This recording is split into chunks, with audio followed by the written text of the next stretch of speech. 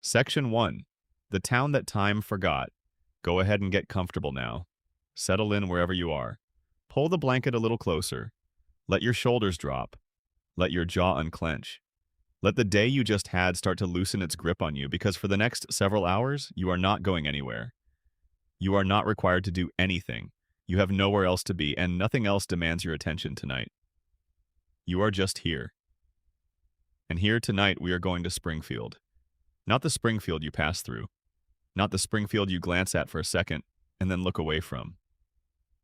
We are going to the one underneath it. The one that has been hiding in plain sight for 36 years, tucked behind the jokes and the bright yellow faces and the couch gags and the donuts, waiting patiently for someone to come along and look at it slowly enough to finally see what it actually is. So breathe out. Close your eyes if you want to, or let them grow soft and heavy while the words just drift past you. Either way is fine. The point is not to analyze tonight. The point is simply to float, to let the stories wash over you, to follow the quiet and peculiar thread that runs through one of the longest, strangest, most beautiful pieces of storytelling that television has ever accidentally produced. Because that is what The Simpsons is when you strip away everything else. It is a piece of storytelling that no one planned to be beautiful, and yet somehow became that anyway.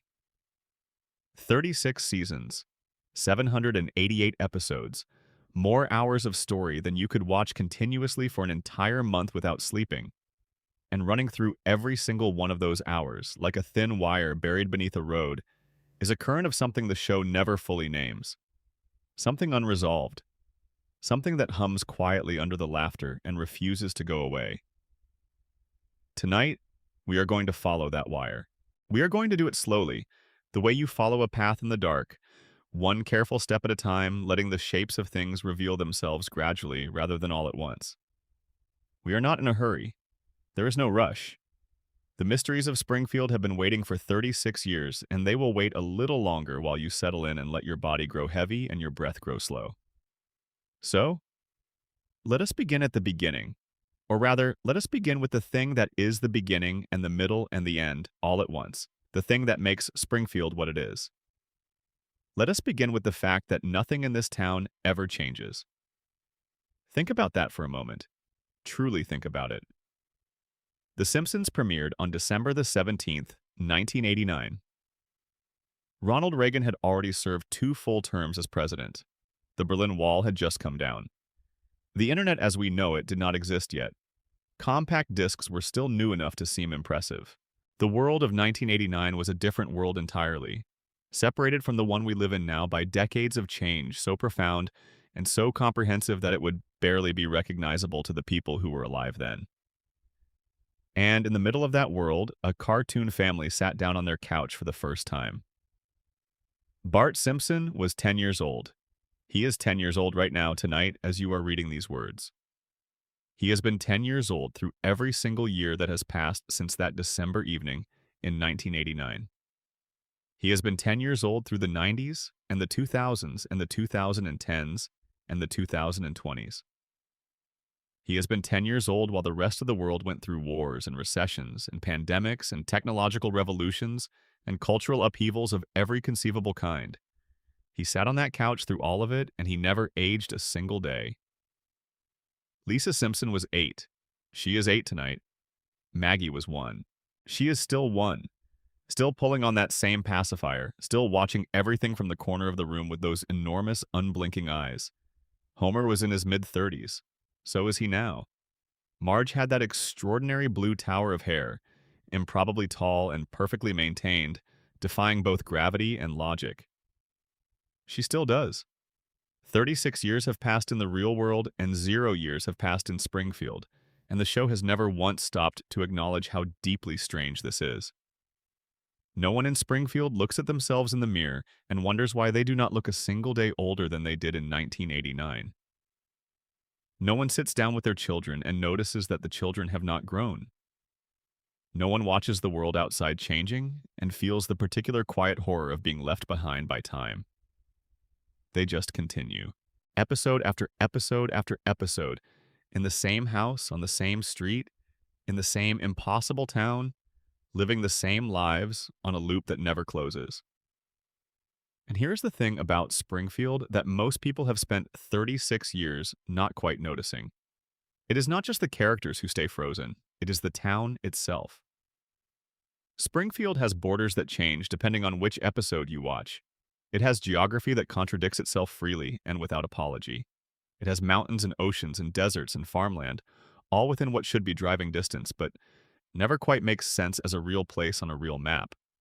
It has a harbor, it has a gorge, it has an elementary school and a prison and two hospitals and a nuclear power plant and a tire fire that has been burning since time immemorial and will, apparently, burn forever. Springfield should not be able to exist. By any rational geographic or demographic measurement, this town is a fiction, not just in the sense that all television towns are fictional, but in a deeper sense. A sense that suggests the town itself is operating by different rules than the world around it. Rules that bend and shift and contradict themselves, episode to episode, as if the town is not quite real enough to be internally consistent. And the people inside it. Look at the people inside it. They have 4 fingers on each hand, every single one of them. Not a single 5-fingered resident of Springfield has ever been definitively established. They have yellow skin, that distinctive flat yellow that covers every face in town without exception, a yellow that belongs to no human ethnicity anywhere on Earth. Their eyes bulge slightly outward from their faces, larger than human eyes, rounder, somehow both expressive and unsettling when you look at them for too long. Their overbites are pronounced in a way that would require orthodontic intervention in any real community. And yet they live their lives. They go to work and school and church and the bar and the power plant and the grocery store, and they never once look at each other and say, something is wrong with us. Because in Springfield, nothing is ever wrong. Or rather, everything is wrong, and no one is allowed to say so. That is the real mystery of Springfield. Not any single question or any particular episode. The real mystery is the mechanism, the invisible architecture that keeps this impossible place running, that smooths over the contradictions and buries the evidence and resets the world every 7 days so that the next episode can begin fresh, unburdened by anything that happened before. Something is doing that. Something is keeping Springfield frozen. Something is preventing the natural passage of time from touching these people in this place. And tonight, slowly, gently, in no particular hurry, we are going to look at what that something might be. There are several theories, serious theories, carefully assembled from canonical evidence, debated by fans for decades, and in some cases acknowledged, however reluctantly, by the people who make the show. Each theory tells a slightly different story. Each one reaches into a different corner of Springfield and pulls out a different set of threads. But every single one of them, when you follow it far enough, arrives at the same dark and quiet conclusion. Something broke in Springfield a long time ago, and the town has been carefully, collectively, deliberately pretending it did not break ever since. We will get to all of it: the radiation, the coma, the shooting, the immortal billionaire. The silent baby with the extraordinary mind, the predictions, the mother who disappeared, the location that does not exist, the man who keeps dying and coming back, the neighbor who forgives everything because he was conditioned to. All of it, but not yet. For now, just let your eyes grow heavy. Let Springfield settle around you the way it does when you have known a place for a long time, when its shapes are so familiar that you stop seeing them consciously and just feel them. The yellow light, the blue sky, the cracked cooling towers on the horizon, the tire fire glowing orange in the distance. You know this place. You have always known this place. And tonight, we are going to learn what it has been hiding. Take one more slow breath, and let's go. If you made it this far into the story, drop a comment telling us what time it is, where you are, and what city or country you are watching from. It is always good to know who is out there in the dark with us. And if you want to come back for more nights like this one, subscribing means you will always have somewhere quiet to go. Section 2. The poison in the water. The nuclear mutation theory. There is a building on the edge of Springfield that you have seen 10,000 times without really looking at it. It sits just outside the main part of town, close enough to cast its shadow over the neighborhood, but far enough that most residents can look in another direction and pretend it is not quite as close as it is. It has 2 cooling towers, great rounded columns of concrete and steel that exhale white vapor into the Springfield sky day and night. every hour of every day without pause or rest. It has a fence around it that was probably meant to keep people out, but has enough gaps and broken sections that it functions primarily as a suggestion. It has a parking lot where Homer Simpson pulls his car in every morning before he goes inside and does approximately nothing useful for 8 hours before pulling back out.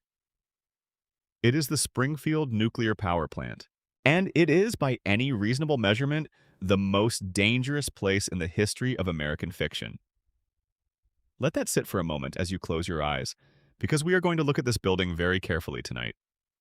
We are going to walk slowly around its perimeter, look through its windows, read every citation on every inspection report, and follow the poison it has been leaking into the ground and water and air of Springfield for 36 years to every single place it has gone, which, as it turns out, is everywhere. The plant is owned by Charles Montgomery Burns. We will talk about Burns in much greater depth in his own section later tonight, because Burns deserves that kind of attention. But for right now, what you need to know about Burns is this. He is a very old, very wealthy, very calculating man who built his fortune on the management of radioactive material and who has, over the course of his long life, made a series of decisions about that radioactive material that prioritize his own financial interests over the health and safety of every person living within range of his facility. This is not a theory. This is established canonical fact within the show's own universe. A surprise safety inspection of the Springfield nuclear power plant once uncovered 342 violations. 342. Take a breath. Count slowly up toward that number while you let your body sink a little heavier into where you are resting. 1, 2, 3.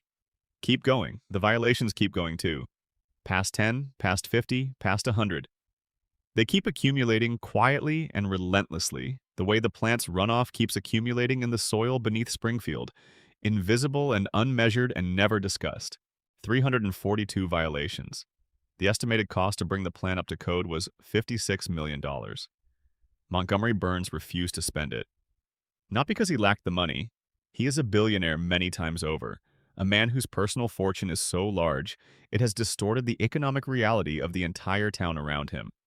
He refused because spending the money would mean acknowledging the problems, and acknowledging the problems would mean that someone might start asking what those problems had already done. And what those problems had already done was considerable. The violations were not minor.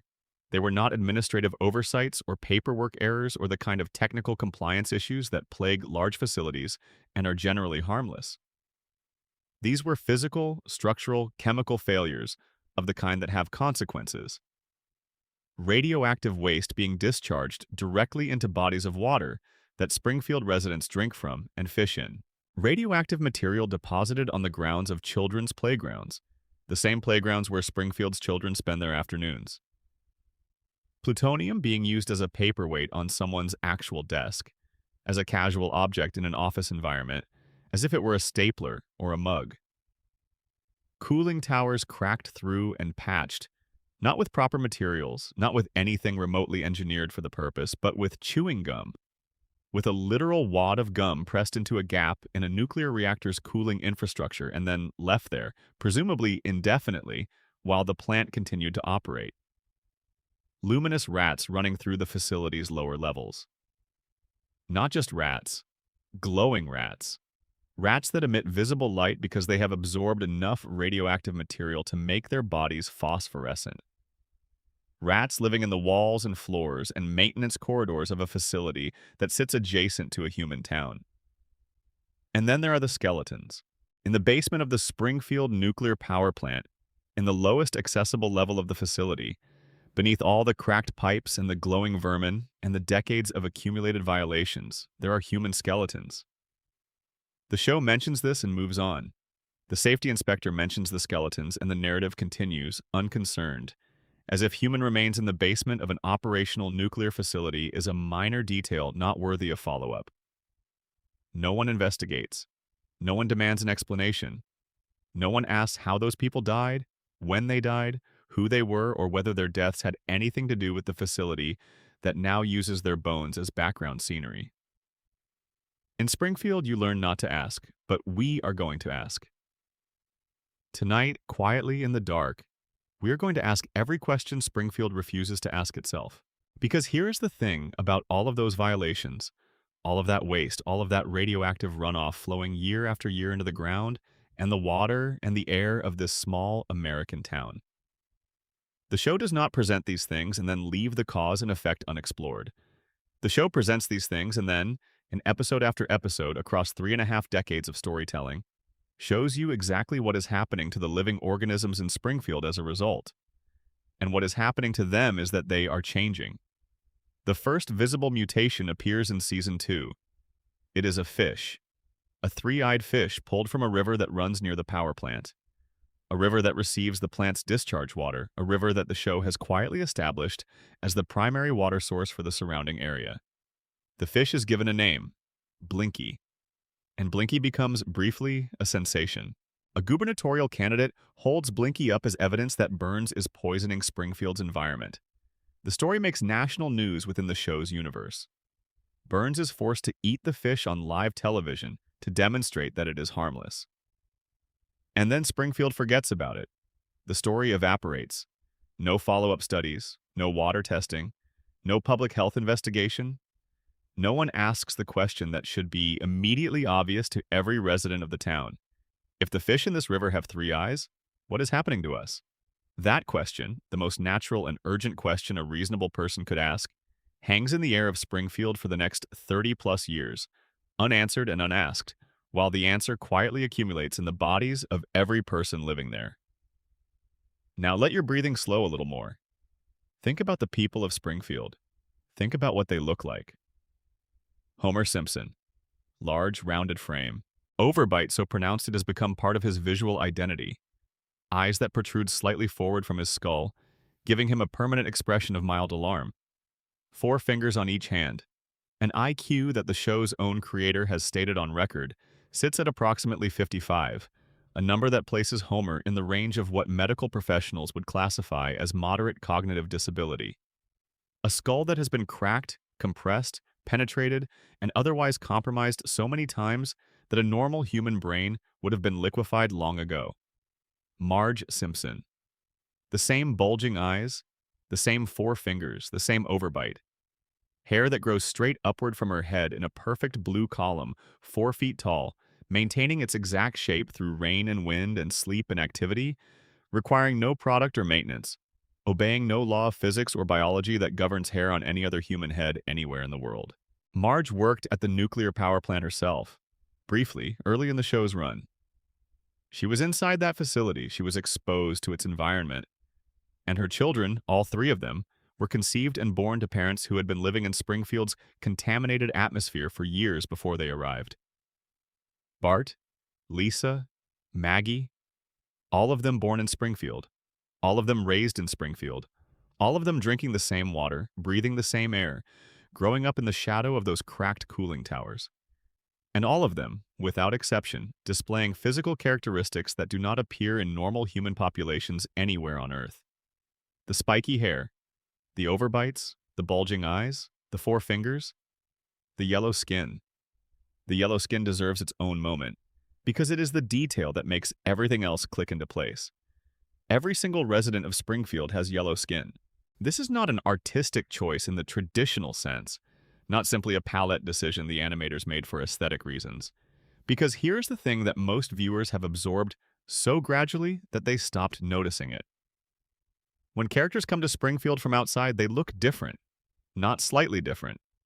Fundamentally, structurally different. Guest characters who originate from elsewhere in the world have more natural proportions. Their eyes are more normally sized and positioned. Their features more closely approximate actual human anatomy. Their skin, in many cases, is not yellow. The show draws outsiders differently than it draws Springfield residents. The standard explanation, the one that is offered immediately and accepted without question by most viewers, is that this is simply the art style of The Simpsons. This is how the show looks. All the characters look like this, but they do not all look like this. The ones who come from outside do not look like this. And within the internal logic of the show's own universe, there is a visible, observable, consistent difference between people who live inside Springfield and people who do not. The people inside the contamination zone look mutated. The people who come from outside it look normal. Even the animals. Santa's little helper, the Simpson family dog, has those same bulging eyes. The same proportional distortions that mark every resident of Springfield mark their pet as well. This is a dog that was presumably born somewhere outside the power plant's immediate sphere of influence, and yet after years of living in the Simpson household in Springfield, he displays the same physical characteristics as his owners. Blinky the fish has 3 eyes. Springfield's wildlife is demonstrably, canonically, provably affected by the plant's radioactive runoff. The show tells you this directly. It gives you a 3-eyed fish and says, explicitly, within the story, this is what the radiation is doing to living things in this environment. And then it expects you to believe that the humans are fine. That the exact same radiation, flowing through the exact same water, breathed in through the exact same air, has had 0 effect on the people who have lived here their entire lives. We are not going to believe that, because there is more. In Season 8, there is an episode called The Springfield Files. Homer sees something in the woods near town. A glowing figure, luminous and strange, moving through the darkness in a way that does not match any natural creature. Homer reports this. The town panics. FBI agents are dispatched to investigate. The episode builds for 22 minutes toward a dramatic reveal, a genuine mystery at the heart of a comedy show. And when the answer finally comes, it is not an alien. It is Mr. Burns. Burns, it is revealed, undergoes a weekly medical treatment so intensive, so loaded with chemicals and radiation therapy, that the treatment causes his entire body to emit a visible green glow. The treatment keeps him alive for exactly 1 more week, and then he requires another dose. Without the weekly treatments, he dies. This is stated clearly and directly. Burns cannot survive without regular infusions of something that makes him glow in the dark. And after each treatment, he wanders out of the medical facility in a dazed and euphoric state, stumbling through the woods adjacent to Springfield in a glowing fog, looking for all the world like a creature from another planet. And when the people of Springfield see this glowing figure moving through the trees near their town, their first instinct is not radiation. It is not the power plant that dominates their skyline. It is not any conclusion that connects what they are seeing to the industrial facility that has been operating on their doorstep for decades. Their first instinct is extraterrestrial visitor. That is how completely Springfield has been inoculated against the obvious explanation for the strange things that happen within its borders. The town's collective denial runs so deep that glowing figures in the woods register as science fiction before they register as the predictable result of the nuclear facility down the road. This is not an accident. Burns has always known. The show makes this explicit across multiple episodes, across multiple seasons, in ways that are individually easy to dismiss, but collectively impossible to ignore. Burns funds private medical research. He maintains personal physicians on retainer. He undergoes weekly treatments specifically designed to manage the biological effects of radiation exposure in his own body. He has, by any measure, a sophisticated understanding of what radiation does to biological systems, because that understanding is the only thing standing between him and death. He knows what radioactive contamination looks like in a living organism, and he knows what his plant is doing to the living organisms in the town he has built his empire on top of. In a deeply unsettling episode involving German investors who briefly purchased the plant, the first thing they did after taking ownership was fire Homer Simpson. The second thing they did was assess what it would actually cost to bring the facility into compliance with basic safety standards. The estimate nearly bankrupted them. They sold the plant back to Burns at a loss, and Burns immediately rehired Homer. Think about why. Homer Simpson, as the show's own creator has confirmed, has an IQ of approximately 55. He sleeps at his workstation. He has, at various points, caused nuclear incidents through sheer inattentiveness. He once caused a radiation alarm by throwing a donut into an active reactor core to see if it would grow larger. He is, by every objective measure, the single least qualified person to hold a safety-critical position at any industrial facility anywhere in the world. And yet Burns hired him, and Burns kept hiring him. And every time some external force intervened to remove Homer from his role, Burns eventually found a way to put him back, because a competent safety inspector would shut that plant down within a week. Homer ensures the violations continue. His incompetence is not a flaw in Burns's plan. It is the plan. The radiation keeps leaking, the water stays contaminated, the fish keep growing extra eyes, and the people of Springfield keep drinking the water and breathing the air and going to work at the power plant and coming home in the evenings to their families who are also drinking the water and breathing the air. And no one notices. No one connects the dots. No one stands at the edge of the river where Blinky lives and makes the logical, obvious, screaming at you from the pages of every environmental science textbook ever written connection between the three-eyed fish and their own yellowing skin and four-fingered hands. And here's the question that should keep you up at night, except tonight it will lull you towards sleep instead, because we are going to sit with it gently rather than urgently.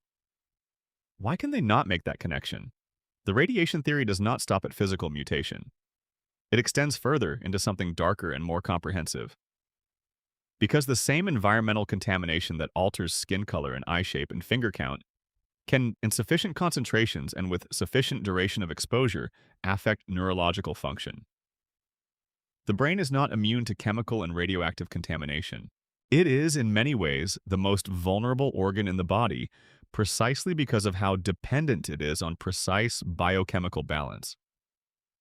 Chronic low-level radiation exposure, the kind you would experience from living adjacent to a leaking nuclear facility for decades, does not necessarily kill you.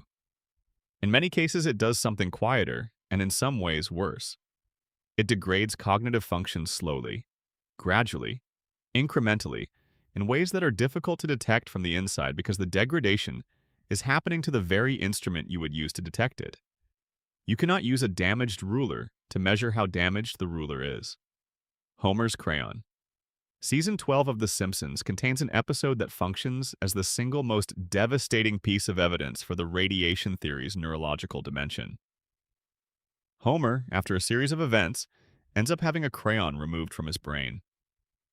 A crayon that has been lodged in his skull since childhood, since he was approximately 6 years old. A foreign object embedded in the tissue of his brain, physically pressing on the structures responsible for higher cognitive function, reducing his effective intelligence for his entire adult life. When the crayon is removed, Homer's IQ shoots upward into the genius range. He becomes articulate, perceptive, capable of understanding complex information, and making sophisticated connections. He sees Springfield clearly for the first time. He sees his job clearly. He sees his own life clearly. And it is unbearable. Because what he sees, once the fog lifts, is a town systematically poisoned by the facility he works at, run by a man who profits from that poisoning, populated by people too cognitively compromised to notice or resist. He sees all of it with sudden, horrible clarity. And he has the crayon put back in. He chooses to return to the fog because clarity is too painful. He chooses the comfortable stupidity over the unbearable intelligence. But the question that the radiation theory raises, the one that lingers long after the episode ends, is this. How did a crayon get lodged in a child's brain in the first place without anyone noticing? How did Homer pass through childhood, through adolescence, through an entire adult life, visiting doctors in Springfield, receiving medical care from Springfield's medical establishment, and not a single physician ever discovered a foreign object in his skull? Either every doctor in Springfield is incompetent beyond any credible explanation, or the medical establishment is compromised, or someone knew the crayon was there and made a deliberate choice not to remove it. And if Burns's influence extends into Springfield's healthcare infrastructure, if the doctors are looking the other way while radiation erodes their patients' neurological function, then Homer's crayon is not an isolated accident. It is a metaphor. The show using the image of a physical object suppressing brain function to describe something that is happening chemically to the entire town. The people of Springfield have something wrong with their brains. Something that keeps them compliant and manageable and incapable of looking up at those cracked cooling towers on the horizon and asking the most fundamental question a human being can ask. Why are we all like this? Let your eyes grow heavy now. The answer to that question, the radiation theory says, is simple. You are all like this because the plant made you like this. The plant leaks because Burns wants it to leak. Burns wants it to leak because a poisoned population is a controllable population. A population that cannot think clearly enough to organize, to resist, to demand accountability, to ask the right questions, is a population that will continue to work at the plant and buy its electricity and vote in ways that protect its owner's interest and never, ever connect the three-eyed fish to the four-fingered hands. Springfield is not a quirky cartoon town. Springfield is a contamination zone with a company town built on top of it. And the nuclear power plant that provides its electricity, employs its workers, poisons its water, and irradiates its children is not background scenery. It is the entire story. Every yellow face, every bulging eye, every unexplained recovery from a fatal injury, every catastrophe that gets forgotten by the next episode. Every detail that the show presents as a joke or a quirk or an animation choice, all of it, every single one, traces back to those cracked cooling towers leaking their invisible inventory into the ground. The Springfield nuclear power plant is not just part of the show. It is the reason the show is the way it is. And nobody in Springfield will ever figure that out because the plant already made sure they cannot. Let that settle over you, softly, like a blanket being smoothed by careful hands. The cooling towers are still steaming on the horizon. The water is still flowing. And Springfield sleeps. Section 3. The Dream That Never Ended. Homer's Coma Theory. There is a date that changes everything. April the 1st, 1993. This is the date when a Simpsons episode called So It's Come to This, a Simpsons clip show, first aired. The title is deliberately understated, almost dismissive. A clip show, which is a television episode assembled largely from previously broadcast footage, a format that networks loved in the early 90s because it was cheaper to produce than original content.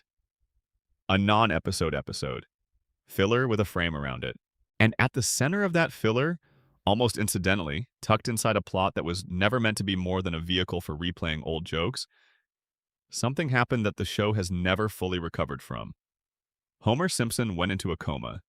He was in the hospital, having been injured by an exploding beer can that Bart had shaken up as part of an escalating series of April Fool's pranks. He was lying in his hospital bed, looking across the room at a vending machine, wanting a candy bar. He reached for the machine. He knocked it over. It fell on him with considerable force, and Homer Simpson flatlined. He entered a clinically unconscious state that lasted, within the show's narrative, for 7 weeks. The episode ends with Homer apparently waking up. Bart confesses his role in everything, weeping at his father's bedside. Homer springs awake. He strangles Bart. The family laughs. Everything returns to normal. Credits roll, the show tells you he woke up. But there is a detail, dropped quietly in the final moments of the episode, that the narrative never fully processes and never returns to. While Homer is in the hospital, surrounded by his family in various states of distress, the doctors inform him that the coma has permanently destroyed 5% of his brain function. 5%. Gone. Not reduced, not temporarily impaired. Permanently destroyed, never coming back. And Homer's response to this information, to learning that a measurable portion of his brain no longer exists and never will again, is to laugh. He says he does not know why he is laughing. He says this out loud. He does not understand his own reaction. And the family finds this charming, and the episode ends. And The Simpsons ran for 32 more years. Or did it? This is the Homer coma theory, and it is the most discussed, most carefully argued, most emotionally resonant fan theory in the entire history of The Simpsons. Its origins are somewhat murky, but it gained significant traction through online communities, where fans of the show began systematically cataloging the evidence and found that it was, against all reasonable expectation, rather overwhelming. The theory is this: Homer did not wake up from his coma in April 1993. Every episode that has aired since that date, all of them, every storyline and character development and guest appearance in Impossible Adventure and Couch Gag and Halloween Special, is not real. It is a dream. It is the internal experience of a man lying in a hospital bed in Springfield General, his brain ticking over in the warm dark of unconsciousness, generating a version of his life that he can bear to inhabit. Homer Simpson has been dreaming for 30 years, and everything you have ever seen since season 4 is the inside of that dream. Let your breathing slow while we sit with this idea. Let it settle around you without resistance. Because the theory does not work if you fight it. It works when you relax into it, when you stop trying to disprove it and simply follow it where it goes. Before the coma episode, The Simpsons was a specific kind of show. It was grounded, not realistic in the way that dramas are realistic, because it was always a cartoon and it was always satirical, but the problems it dealt with were recognizable human problems. Homer trying and failing to stop drinking. Marge experiencing loneliness and isolation in her marriage. Lisa developing a crush on a substitute teacher who made her feel genuinely seen for the first time. Bart facing the possibility of being held back a year in school, confronting what that failure meant for his identity and his future. These are the problems of real families.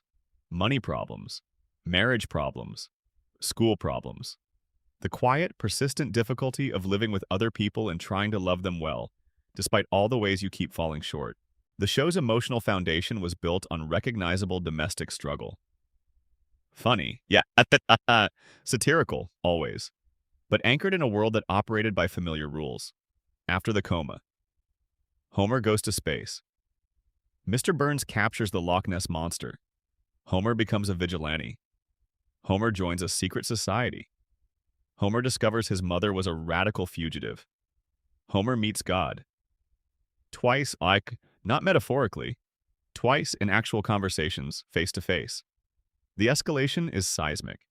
The word fans use reliably when discussing the tonal shift between early and later Simpsons is that the show jumped the shark, that it became too silly, that it stopped caring about the things that had made it matter, that reality loosened its grip on Springfield and the stories that emerged were too disconnected from anything that felt real to have the emotional weight that the early seasons carried. The coma theory proposes a precise answer to all of that. The show did not get bad. Homer's brain got worse. A coma is not simply sleep. It is not the brain going quiet while the body rests. It is, in many ways, the opposite of quiet. The unconscious brain is active, processing, generating, assembling experience from the materials it has available. And as a coma extends, as weeks become months and months become years, the brain's grip on its own reference materials loosens. The precise edges of memory blur. The rules that governed waking experience grow flexible. The world of the dream becomes progressively untethered from the world that generated it. Which is exactly what happens to The Simpsons after season 4. The stories become progressively more surreal. The plots become more disconnected from anything resembling normal human experience.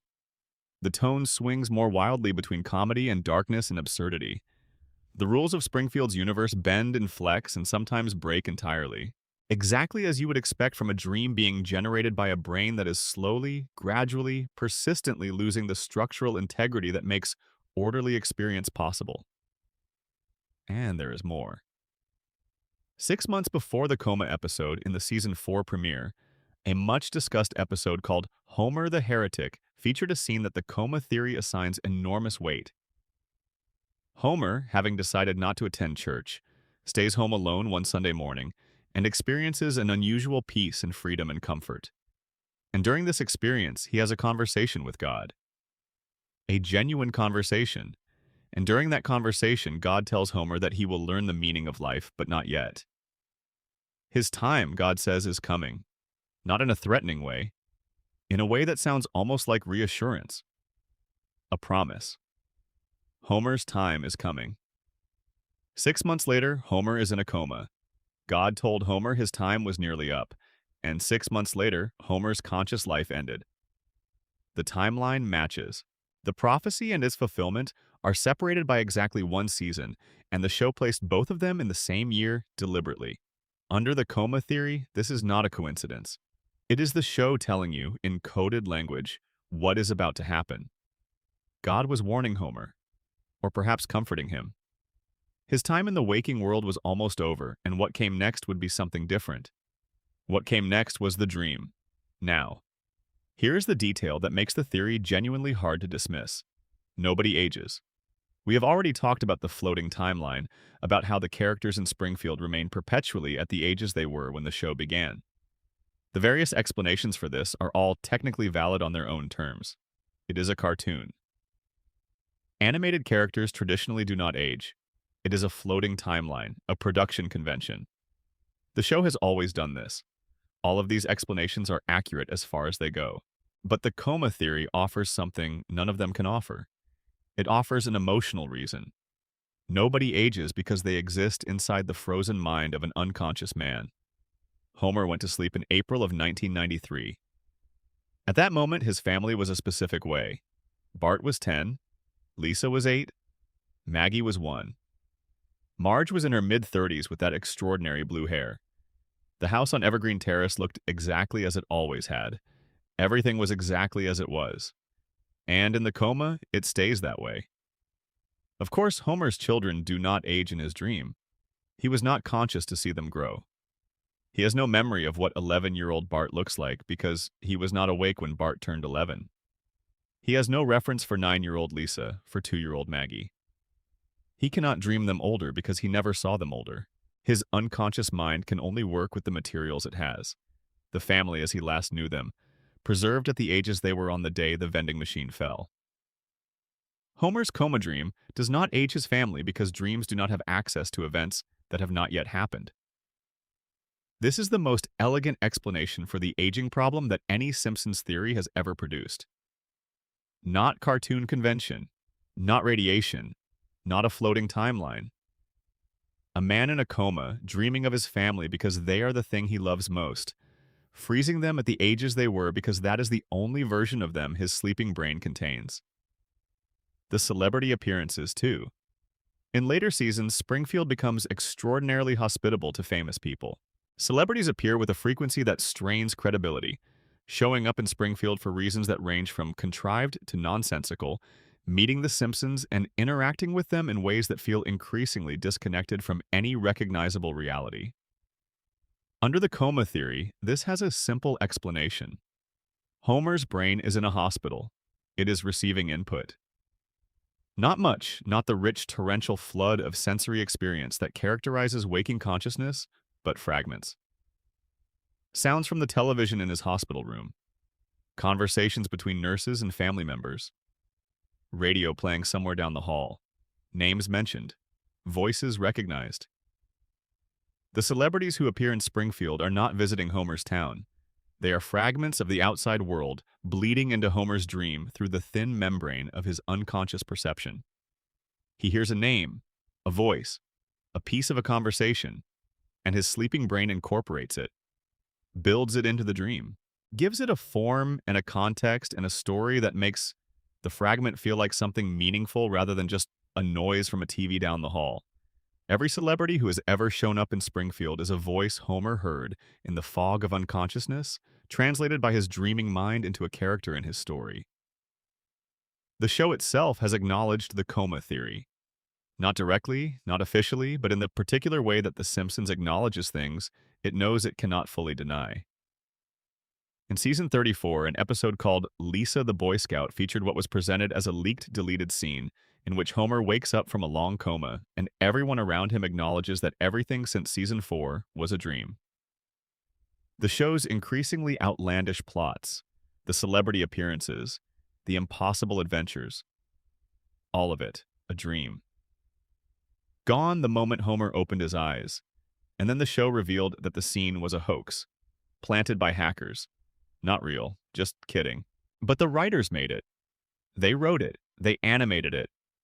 They showed Homer waking up from a coma and confirming, in a version of the story they later disowned, that the coma theory was true. You do not make something you want to dismiss.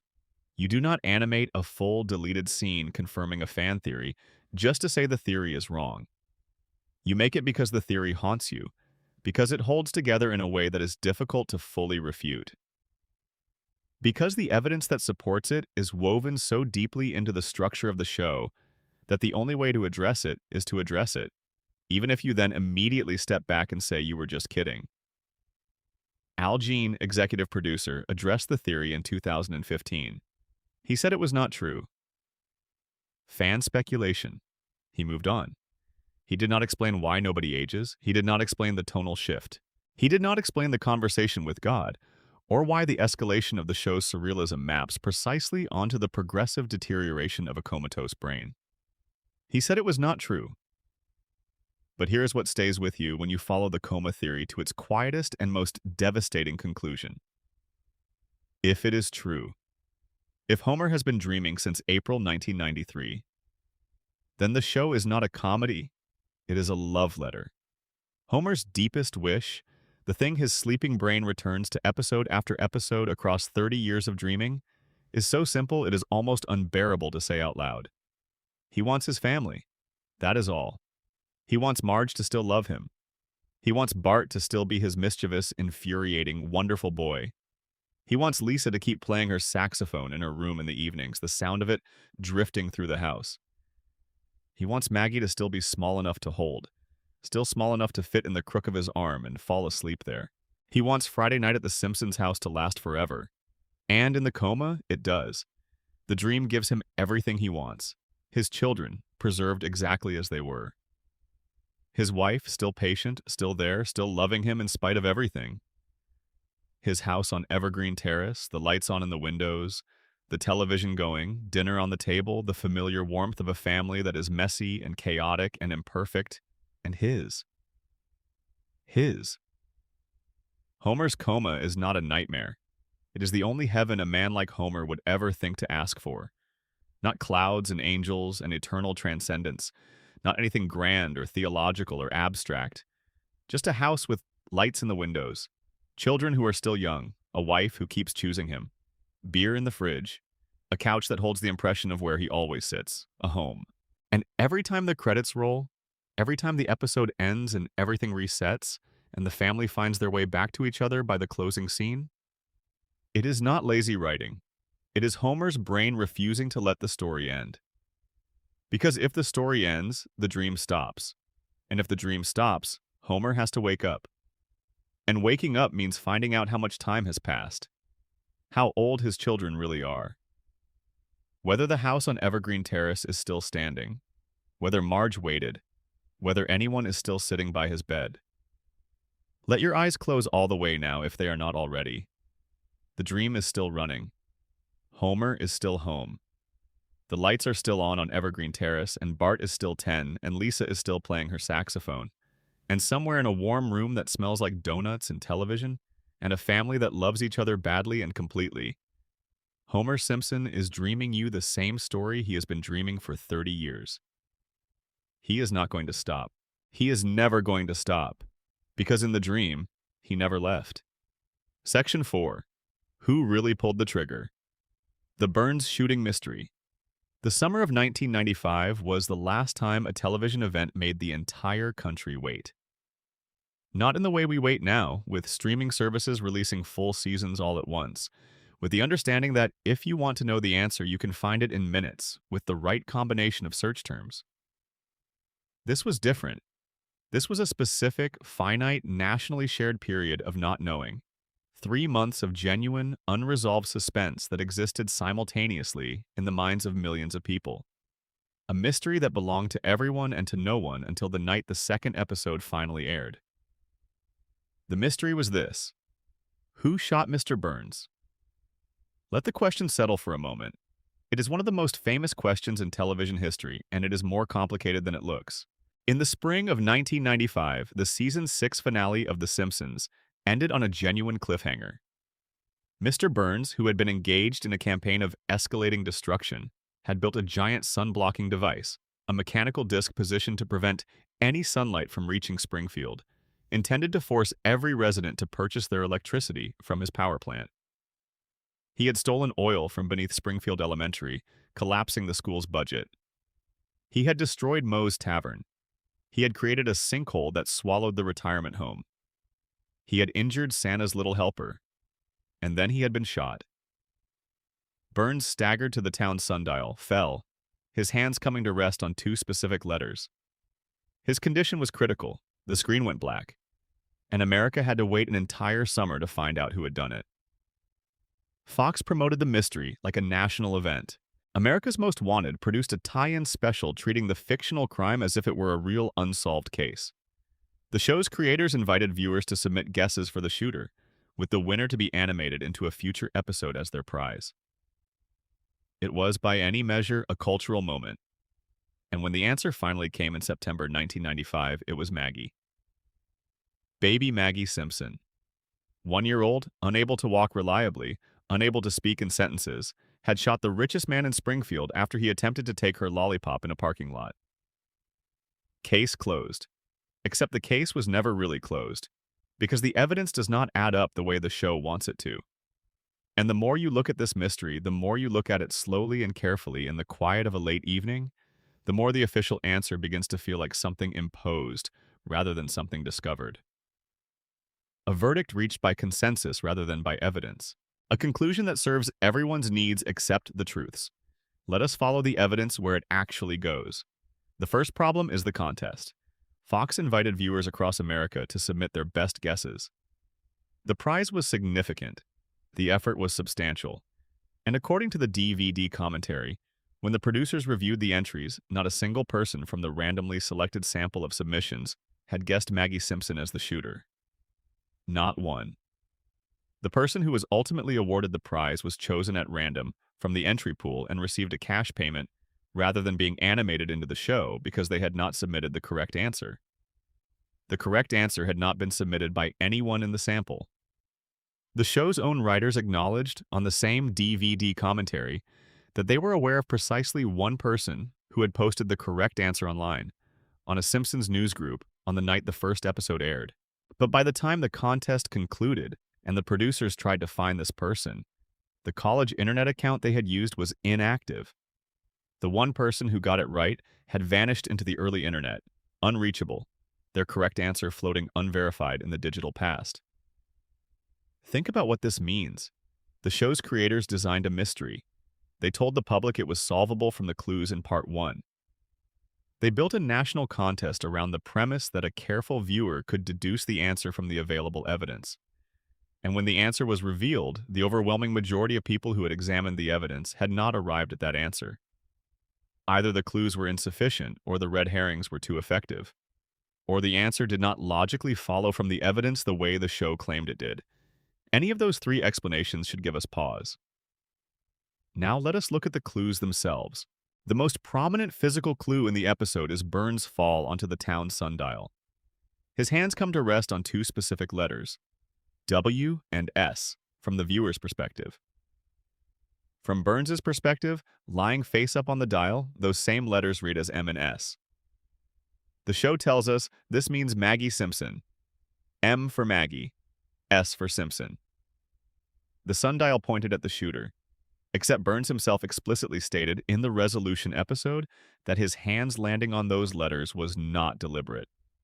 He did not place himself strategically to name his attacker. He simply fell.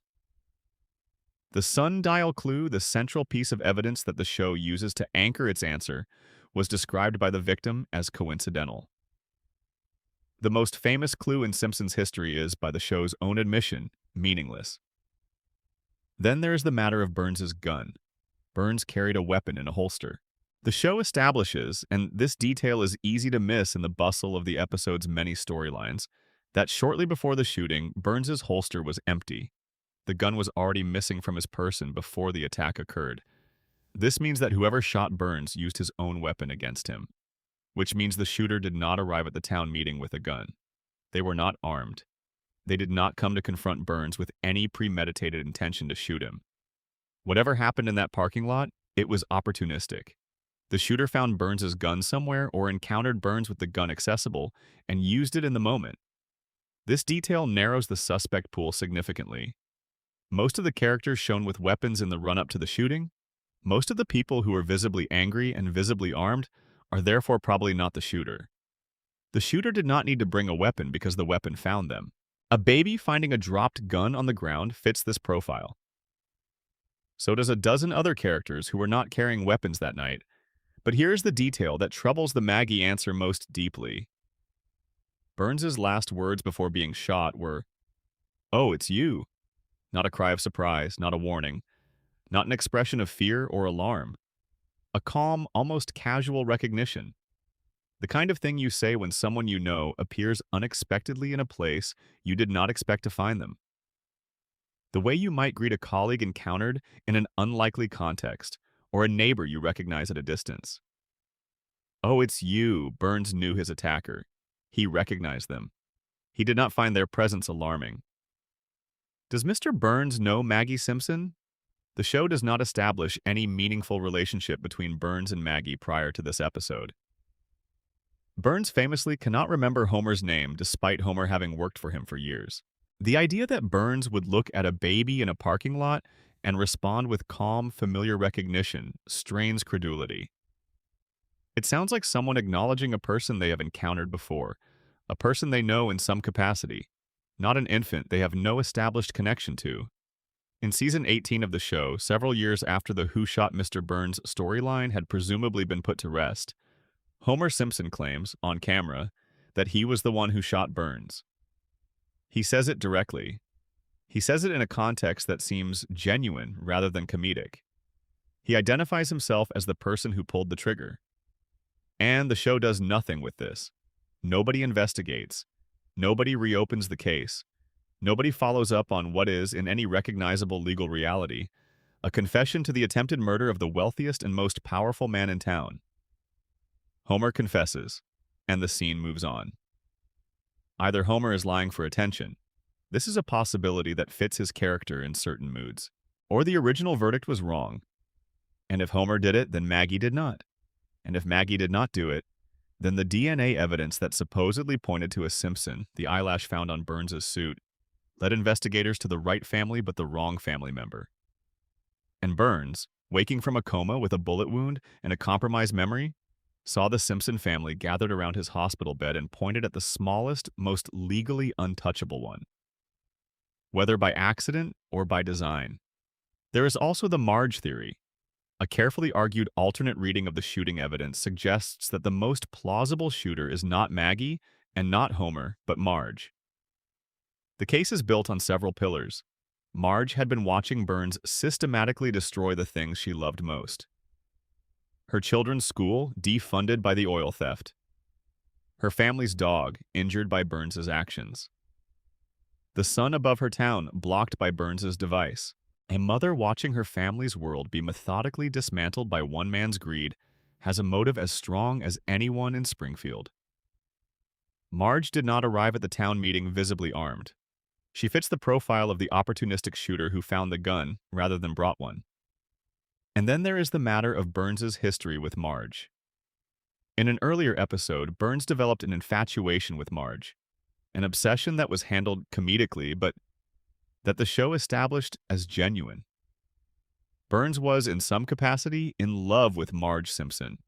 If Marge was the person who shot Burns, if Burns woke up in that hospital room and saw her face in his memory alongside the gun, what would he do? He would not name her. He would look at the assembled Simpson family, he would look at the people gathered around his bed, and he would find the most convenient, most legally inert, most unchargeable person in the room. A baby.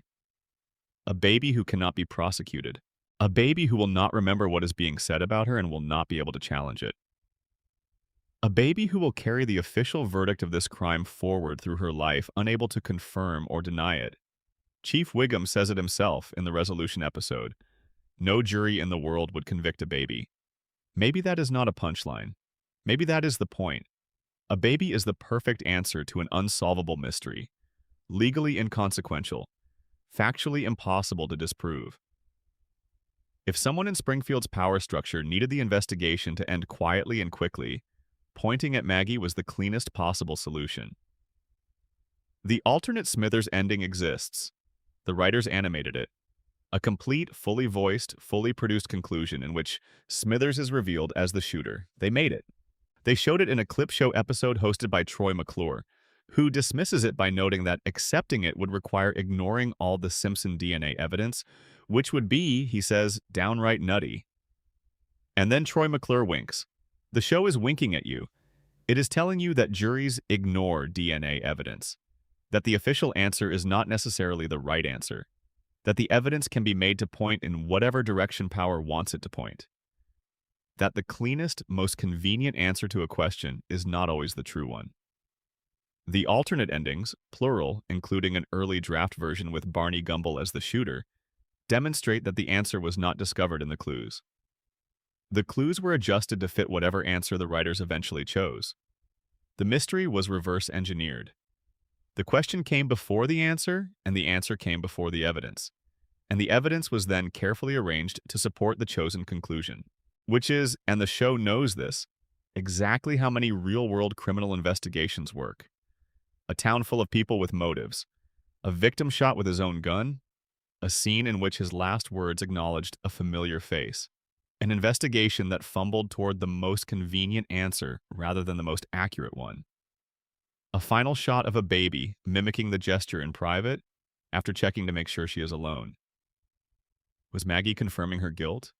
Or was Maggie imitating something she saw someone else do? Because that is what babies do. They watch and they copy. They see the adults around them perform an action and they repeat it. Not because they understand what it means, but because repetition is how they learn. Maggie in that final shot is not necessarily confessing. She may be remembering. She may be replaying something she witnessed, something that left a mark on her extraordinary and still developing mind. The show will never answer this. The official verdict stands and the writers stand behind it, and the cast and crew have all confirmed. Maggie did it. But the contest that nobody won. The clue that Burns himself said was accidental. The recognition in Burns's last words. The empty holster. Homer's unexamined confession. The fully animated alternate ending. Maggie's final private gesture. The greatest mystery in Simpsons history was not solved in September of 1995. It was closed. And in Springfield, those are two very different things. Let your eyes stay heavy now. Let the mystery remain unresolved, the way all the best mysteries do when you are drifting towards sleep. The case file stays open. The sundial stands in the center of town. And somewhere in Springfield, the truth is still out there, patient and unannounced, waiting for someone to look at it long enough to see what it actually says. Section 5. The Man Who Cannot Die. Burns's immortality. There is a question the show has been dancing around since its earliest seasons.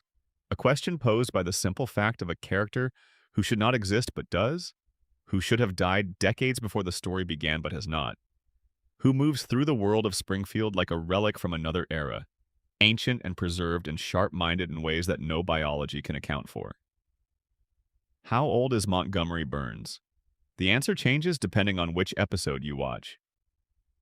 The show has never committed to a single canonical birth year for Burns, and given the floating timeline, a fixed birth year would be difficult to maintain across 3.5 decades anyway. But across the many episodes that have explored Burns's backstory, across the many references and flashbacks and offhand remarks that have accumulated like sediment over the show's long run, a picture emerges. Burns was alive before the turn of the 20th century.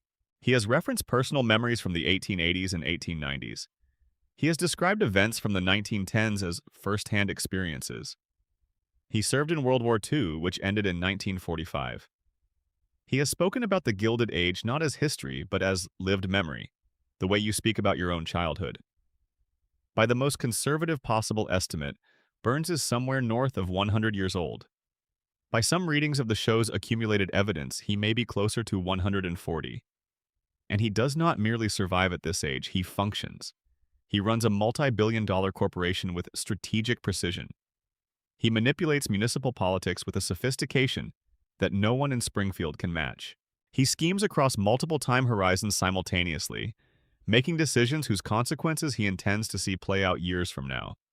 A man who plans for the long term because he has learned, through experience, that he will be there to see the long term arrive. His body is frail. His physical strength is so minimal that he can be overpowered by a determined child. His gait is slow, his voice thin, his dimensions so attenuated by age that he sometimes resembles a dressed skeleton more than a living man. But his mind is razor-edged.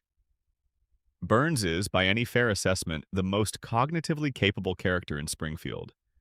Not the most well-intentioned, not the most virtuous, but the most strategically intelligent, the most capable of sustained, complex planning, the most able to hold multiple competing interests in mind simultaneously and navigate between them toward a desired outcome. And he has been operating at that level, sustained at that level, maintained at that level, for longer than any human brain should be capable of sustaining anything. The show addresses his longevity directly in the Springfield Files, an episode we have already visited for its evidence of the radiation theory. Burns, it is established, undergoes a weekly medical treatment that keeps him alive for exactly 7 more days. The treatment is so intensive, so chemically extreme, that it causes his body to emit a visible green glow in the hours immediately following the session. The glow fades as the treatment is absorbed, but in those early hours after his appointment, Burns is physically luminous. One missed treatment and he dies. The margin is 0. Not a day, not a few hours, not some flexible window within which he can reschedule. 7 days, and then the system that is keeping him alive needs to be serviced again. Burns's life is maintained the way you maintain a machine. Scheduled, precise, non-negotiable, and the treatment involves radiation. Of course it does. The man who built a nuclear facility that has been leaking radioactive material into an entire town for decades is himself personally dependent on controlled doses of radiation to keep his biological functions running. Burns is not just profiting from radiation, he is powered by it. His body has been so fundamentally altered by a lifetime of proximity to nuclear material that it can no longer sustain itself through the ordinary biochemical processes that keep normal humans alive. He requires external radioactive input the way a normal human requires food and water.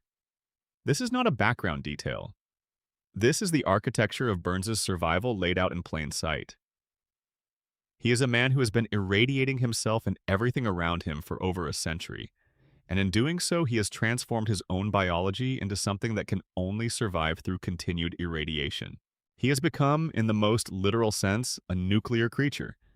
And then there is the matter of the Three Stooges syndrome. In one of the most quoted scenes in the entire run of the show, Burns visits a doctor for routine examination. The doctor's findings are extraordinary. Burns, the doctor announces, has every disease known to medical science. Every single one, simultaneously, all of them present in his body at the same time.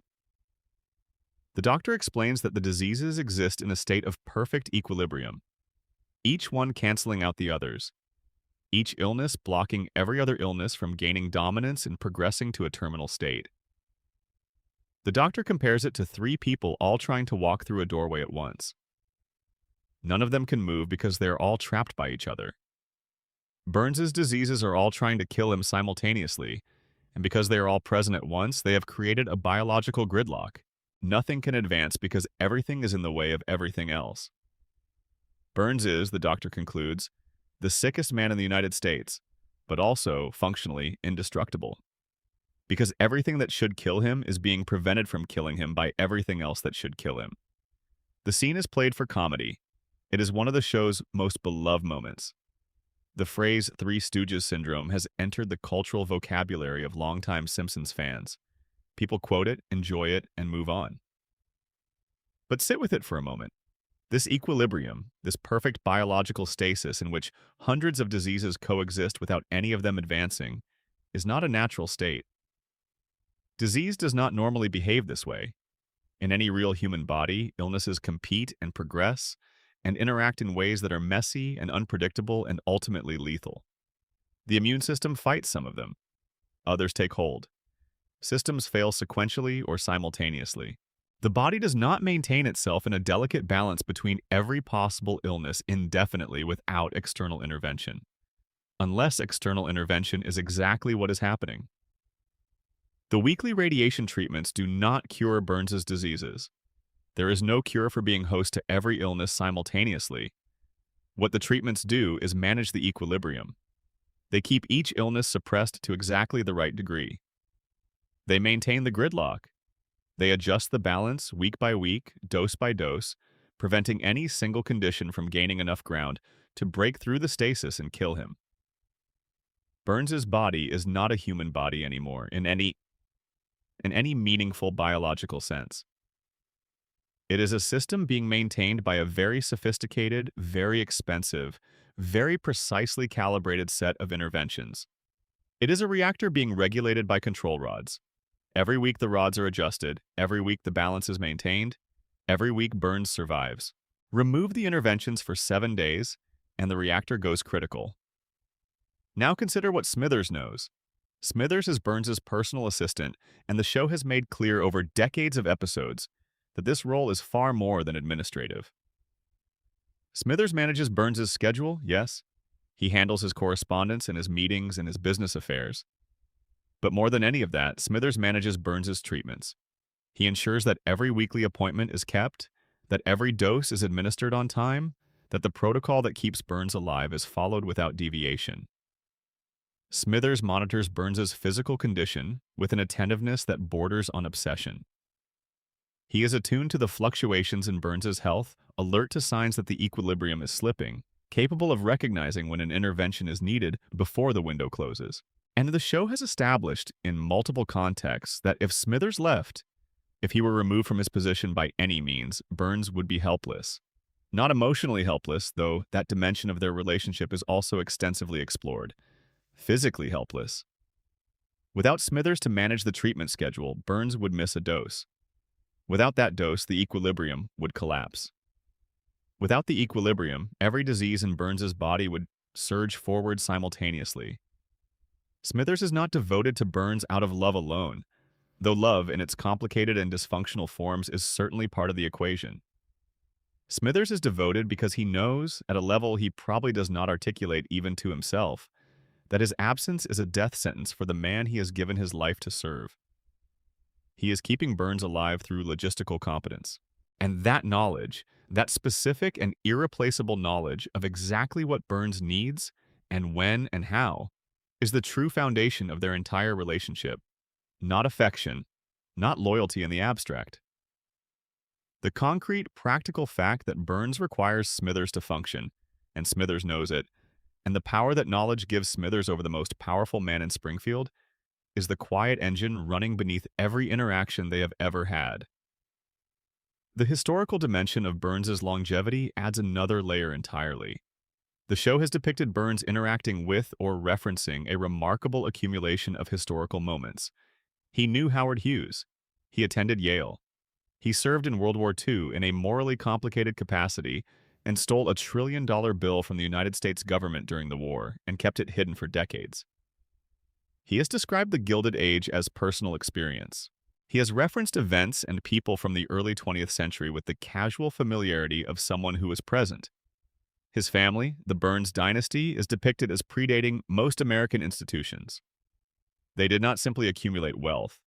They helped shape the infrastructure that American wealth flows through. They built things and then charged everyone else to use what they had built, generation after generation, century after century. And the current Burns has been extending this dynasty for well over 100 years through methods that are, at their core, not biological, but technological.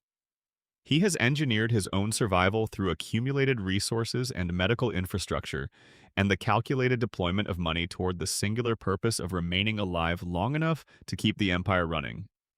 Homer's immortality? The show's repeated joke that Homer can survive anything and recover from anything is passive. It happens to him. He absorbs damage, and the show moves on because the story requires him to survive. Burns's survival is active. It is the result of deliberate, sustained, enormously expensive effort to remain alive in defiance of every biological limit that should have killed him long ago. Homer survives because cartoons. Burns survives because he built a system specifically designed to ensure his survival. And here is the part that is genuinely unsettling. Springfield needs Burns to survive. The town's economy is built on the power plant. The power plant requires ownership and management. Burns provides both. Without Burns, the plant's ownership becomes uncertain. Its management falls into chaos, and the economic infrastructure that Springfield depends on begins to unravel. Springfield cannot afford to lose Burns because losing Burns means confronting what the plant has done to the town without the buffer of Burns's wealth and influence to smooth over the consequences.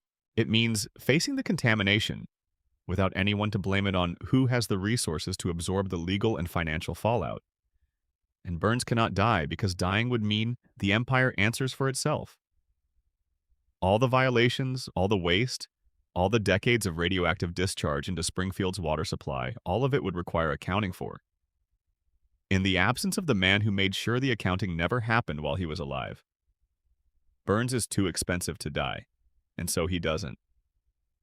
Week after week, dose by dose, treatment by treatment, scheduled and managed and calibrated by the one man in Springfield who understands exactly how the mechanism works. The oldest man in town keeps going. The lights are on in Burns's mansion tonight.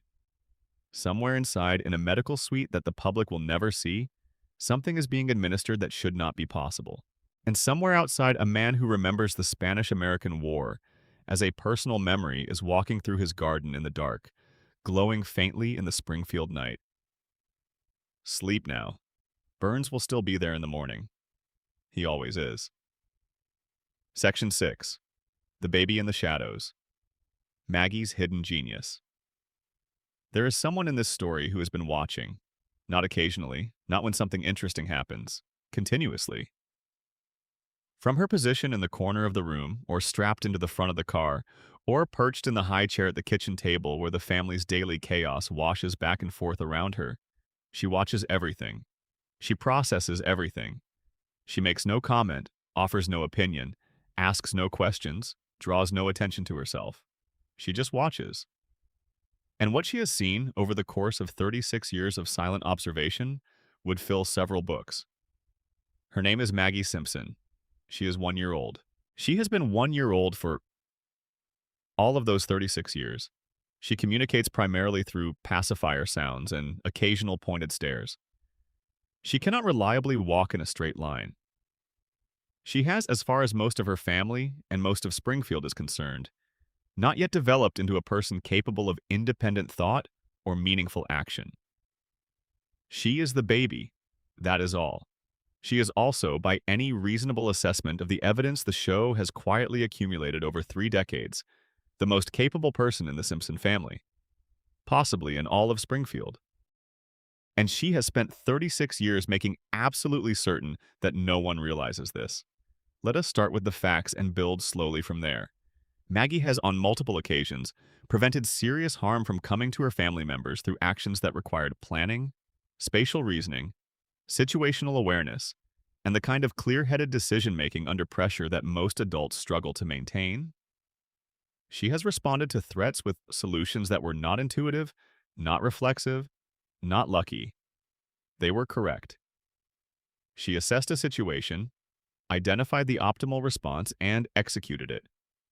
These things happened. They are canonical. They are on screen. In The Longest Daycare, a theatrical short film from 2012 that was nominated for an Academy Award, Maggie is dropped off at a daycare center called the Ayn Rand School for Tots. The facility is run with authoritarian efficiency. Inside, Maggie discovers a caterpillar on the verge of becoming a butterfly. She wants to protect it. A larger baby named Gerald, the baby with the unibrow, who has served as Maggie's occasional nemesis throughout the show's run, wants to destroy it.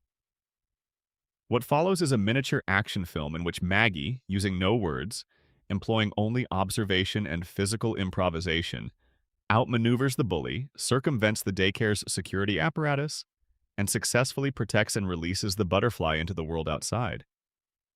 She does this alone. She does this without a plan already formed, developing her strategy in real time as circumstances change, adapting when initial approaches fail, finding alternative paths when the obvious one is blocked. She reads her environment. She identifies threats before they materialize. She predicts other people's behavior accurately enough to stay one step ahead of them.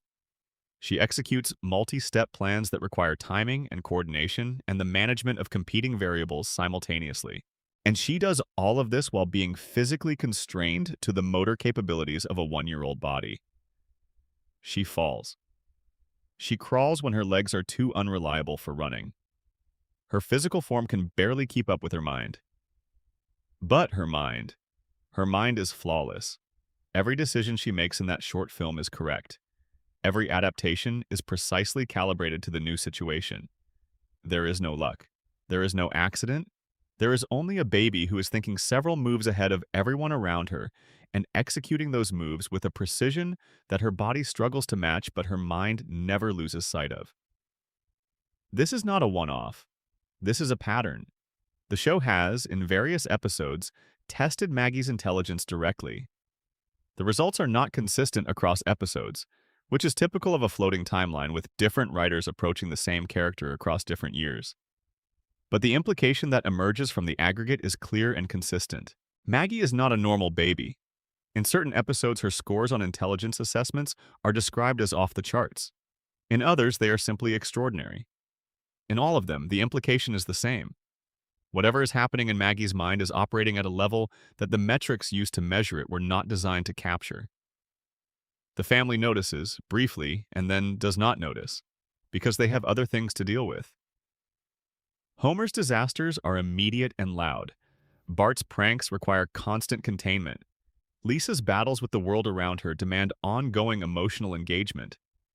The family is perpetually reactive, perpetually consumed by the most visible and the most urgent crises, and Maggie is never visible and never urgent. She makes sure of that. This is the theory at the heart of the Maggie mystery, and it is harder to dismiss than it has any right to be. Maggie's silence is not developmental delay.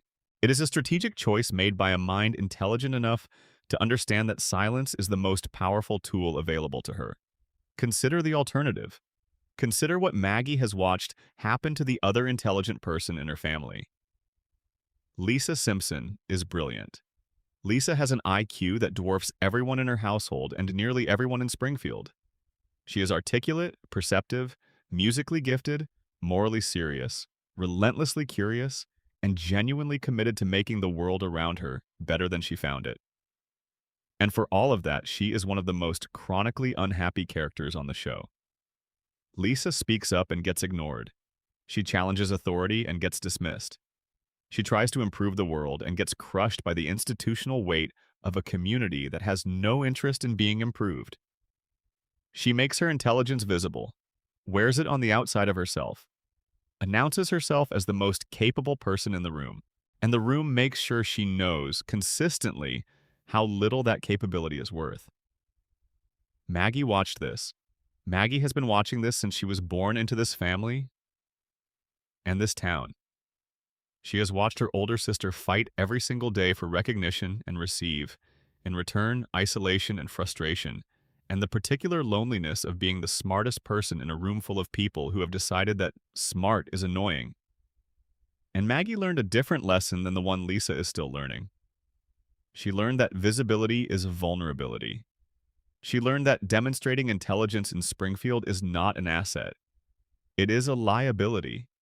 It marks you as different. It invites resistance. It makes you the person who always has to justify herself, always has to fight for the right to be taken seriously, always has to spend enormous quantities of energy on proving that she deserves to be heard. Maggie looked at that arrangement and rejected it. She decided to be invisible instead. And invisibility, she has discovered, is a superpower. Think about every remarkable thing Maggie has ever done in the show. She shot a billionaire. She led a rebellion in a daycare. She has saved her family from multiple life-threatening situations. She has demonstrated problem-solving capabilities that exceed those of adults many times her chronological age. And in every single case, what happened afterward? Nothing. The investigation into Burns's shooting spent its energy on every adult in Springfield and arrived at Maggie essentially as a last resort, because the investigators were looking for someone with intent and capability, and everyone agreed that a baby did not fit that profile until the evidence pointed there anyway. The daycare rebellion succeeded specifically because no one monitors infants closely enough to see them organizing. Maggie's heroic interventions happen below the radar, in the margins, in the spaces that adults have decided are not worth watching carefully, because what could a baby possibly be doing in those spaces that requires attention? She has designed this. She has maintained this disguise, this elaborate, decades-long performance of ordinary babyhood, not because she cannot do otherwise, but because she has decided that the performance serves her better than the alternative. The pacifier, the occasional stumble, the passive expression, the apparent helplessness. None of it is real. All of it is armor. Now connect this to the radiation theory. If Springfield's environment creates mutations, if the nuclear contamination flowing through the water and air of the town affects biological systems in ways that produce deviations from normal human function, then Maggie's extraordinary intelligence may not be separate from that framework. It may be part of it. Homer's exposure to Springfield's contaminated environment reduced his cognitive function to the level of clinical disability. His brain was diminished. Certain capacities were suppressed or destroyed by chronic neurological damage.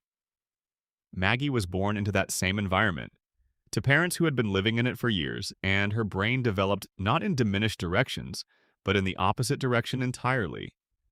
The same contamination that reduced Homer produced Maggie. Two sides of the same radioactive equation. The father whose intelligence was taken away, and the daughter whose intelligence was given something extraordinary. Same water, same air, same family, same nuclear plant on the horizon. But where the exposure broke one brain, in the other, it had built something that has no reference point in any assessment tool the show has ever tried to use on it. Homer and Maggie are the proof that mutation is not uniform. That contamination does not produce consistent results in every organism it touches. That sometimes the same poison that diminishes creates elsewhere in the same family. Something it never intended. And under the coma theory, Maggie's genius takes on a dimension that is almost unbearably tender. If Homer has been dreaming since 1993, if every episode is the product of his unconscious mind trying to hold on to his family, then what is Maggie's genius in the dream? It is his hope. Homer cannot see Maggie grow up. He cannot watch her develop, cannot know what kind of person she becomes, cannot be there for the milestones and the discoveries and the first words and the first steps and all the things that happen in a child's life while the years pass. He is not awake for any of it. So in the dream, he makes her extraordinary. He gives her an intelligence that transcends her age, that transcends measurement, that makes her capable of protecting herself and others in ways that no baby should be capable of. He gives her this because he needs to believe that she will be okay without him. That even in his absence, the smallest member of his family has resources that the world cannot take from her. Her genius is not a mutation. It is a father's prayer, encoded in a dream. But there's another reading, the darker one, the one that exists in the waking Springfield. If there is a waking Springfield, Maggie does not speak because she has learned that speaking gets you nothing in this town. She does not reveal her intelligence because intelligence is punished here. She watches everything and says nothing and waits. For what? The show never tells us. Maggie's endgame is the last truly open mystery in the Simpson family.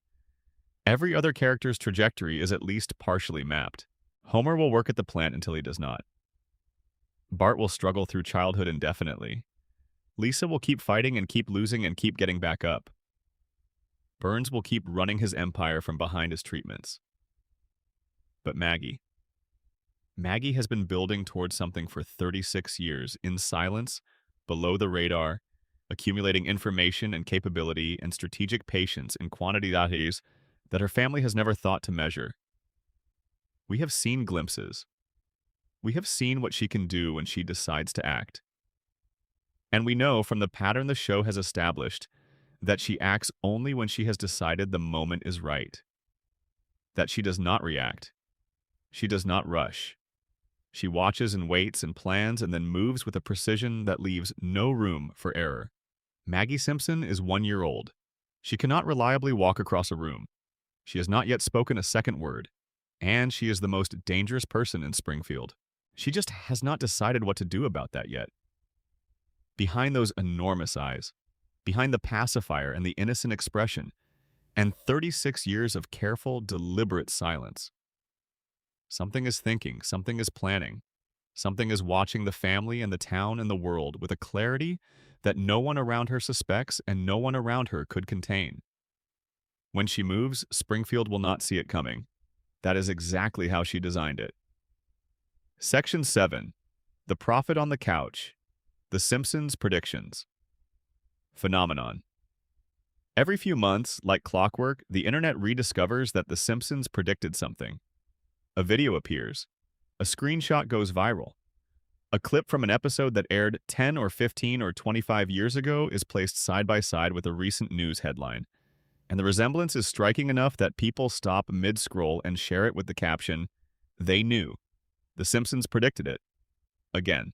We are going to explore this phenomenon tonight in detail because it is more interesting, more layered, and ultimately more revealing about how culture works than most people who share those screenshots realize. But first, let the room grow quieter. Let your thoughts slow to a pace that is comfortable and unhurried, because this is not a story about magic or prophecy or a writing staff with access to classified information about the future. It is a story about something more interesting than any of those things. It is a story about what happens when very smart people pay very close attention to the present for a very long time.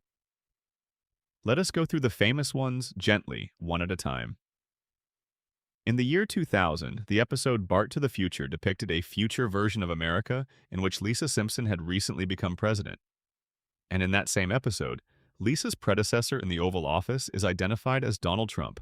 The episode aired 16 years before Trump won the 2016 election. 16 years before he descended that escalator in Trump Tower and announced his candidacy in terms that struck many observers as unprecedented, and others as the logical culmination of everything American celebrity culture had been building toward for decades. The show depicted a Trump presidency as a punchline, as the obvious, absurd, inevitable conclusion of a certain trajectory in American political life. And then, 16 years later, American political life arrived at that conclusion. The internet, understandably, lost its composure. There is the smartwatch. In a 1995 episode, a character is shown wearing a device on their wrist that functions as a small, personal computer and communication tool. The modern smartwatch, as a commercial product, did not exist until 2015. 20 years between the joke and the reality. There is the Disney-Fox merger.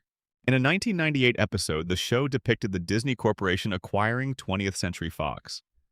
This was, at the time, an absurdist gag about the accelerating consolidation of the entertainment industry. In 2019, Disney acquired Fox, 21 years between the joke and the reality. There is the flu episode. A 1993 episode called Margin Chains depicted a flu virus originating in Asia, spreading to Springfield, causing mass panic, shortages, and a frantic community response. The episode aired 27 years before the COVID-19 pandemic. And in the chaos of the fictional outbreak, Springfield residents accidentally released a swarm of killer bees. In the spring of 2020, during the actual pandemic, Asian giant hornets, rapidly dubbed murder hornets by the media, were discovered in the United States. The overlap between the fictional Springfield outbreak and the actual events of 2020 Maale is striking enough that clips from the episode circulated widely during the early months of the real crisis. There is the Higgs boson.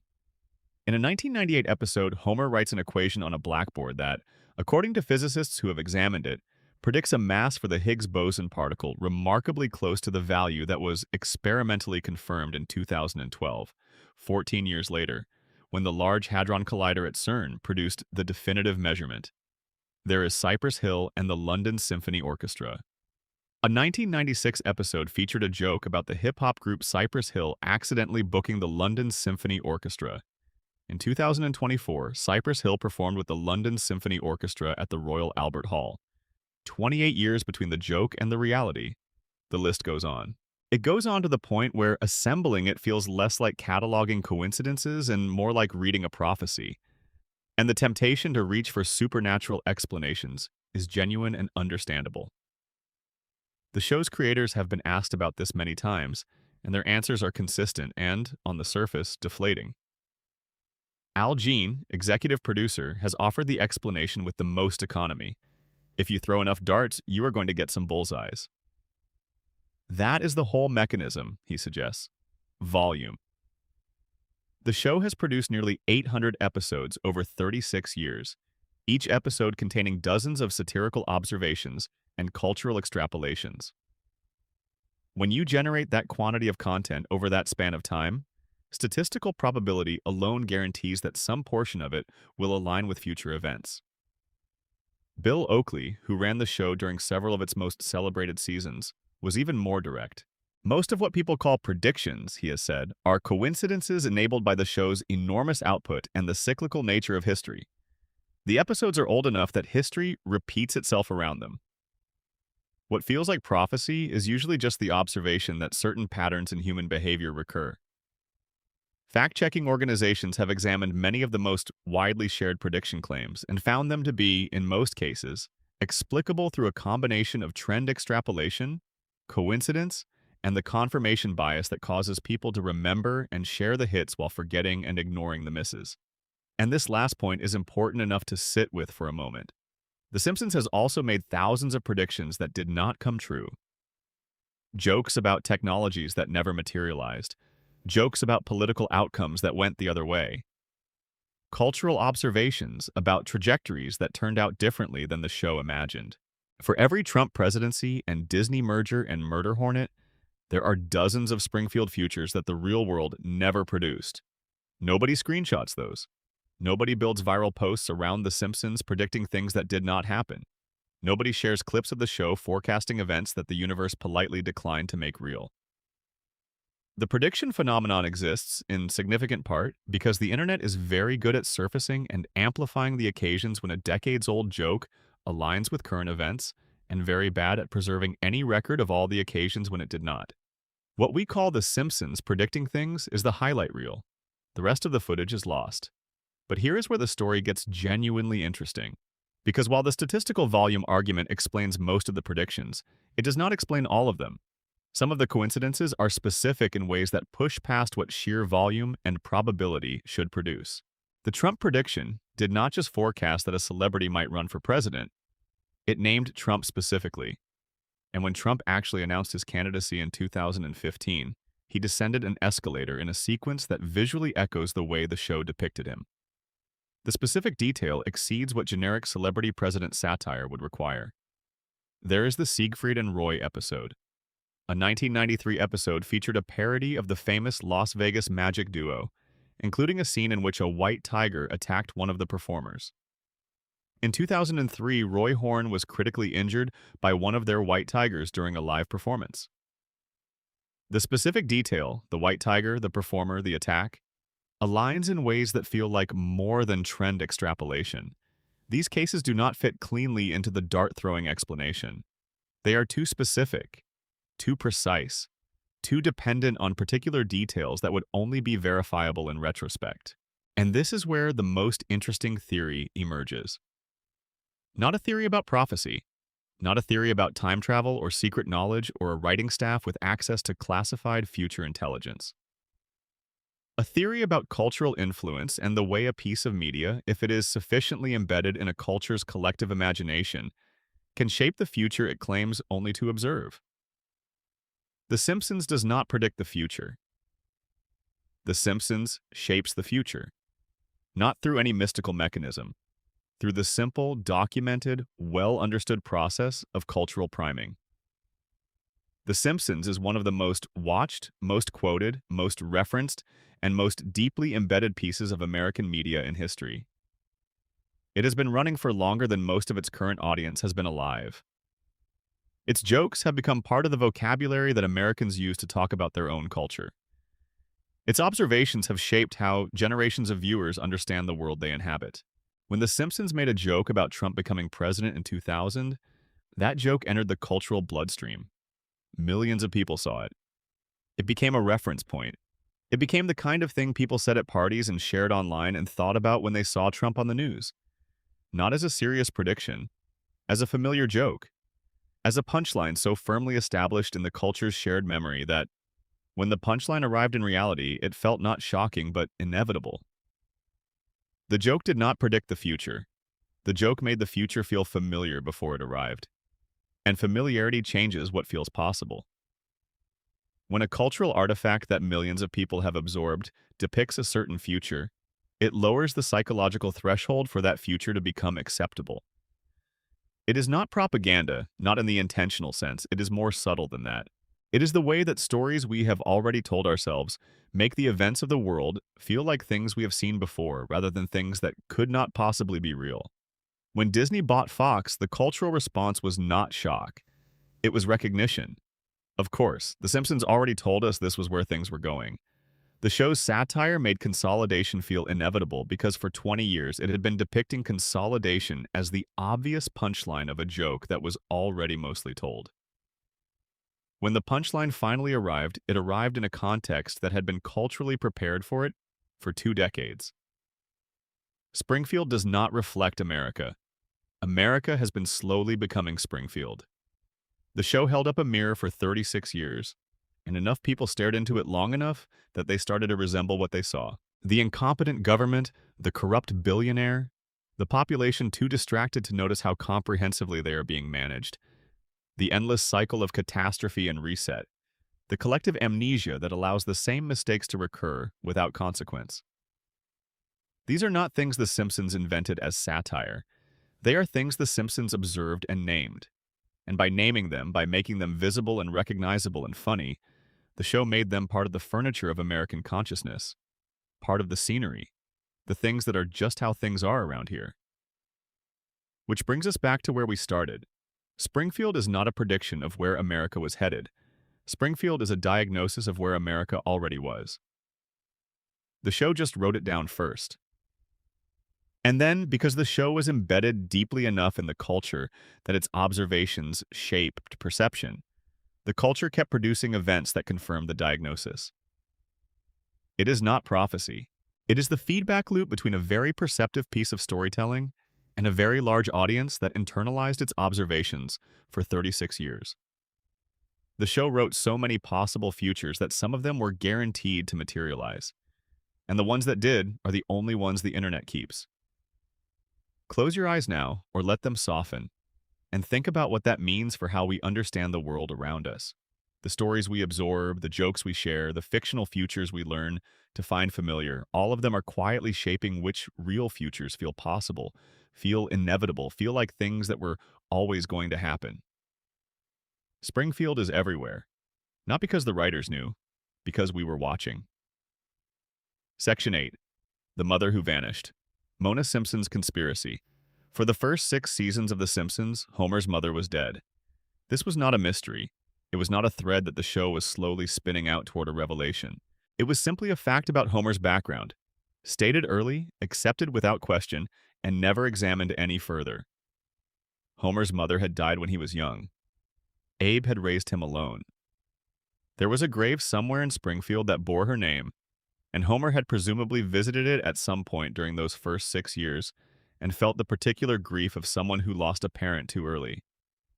This backstory shaped Homer in ways the show understood instinctively, even when it did not name them explicitly. His desperate need for approval, his clinginess toward Marge, the fear underneath his love that has always been the fear of someone who learned very young that the people you love can disappear without warning.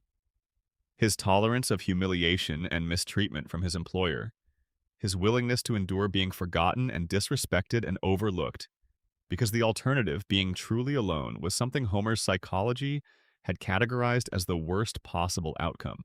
Homer Simpson's personality is a coping mechanism. The whole thing.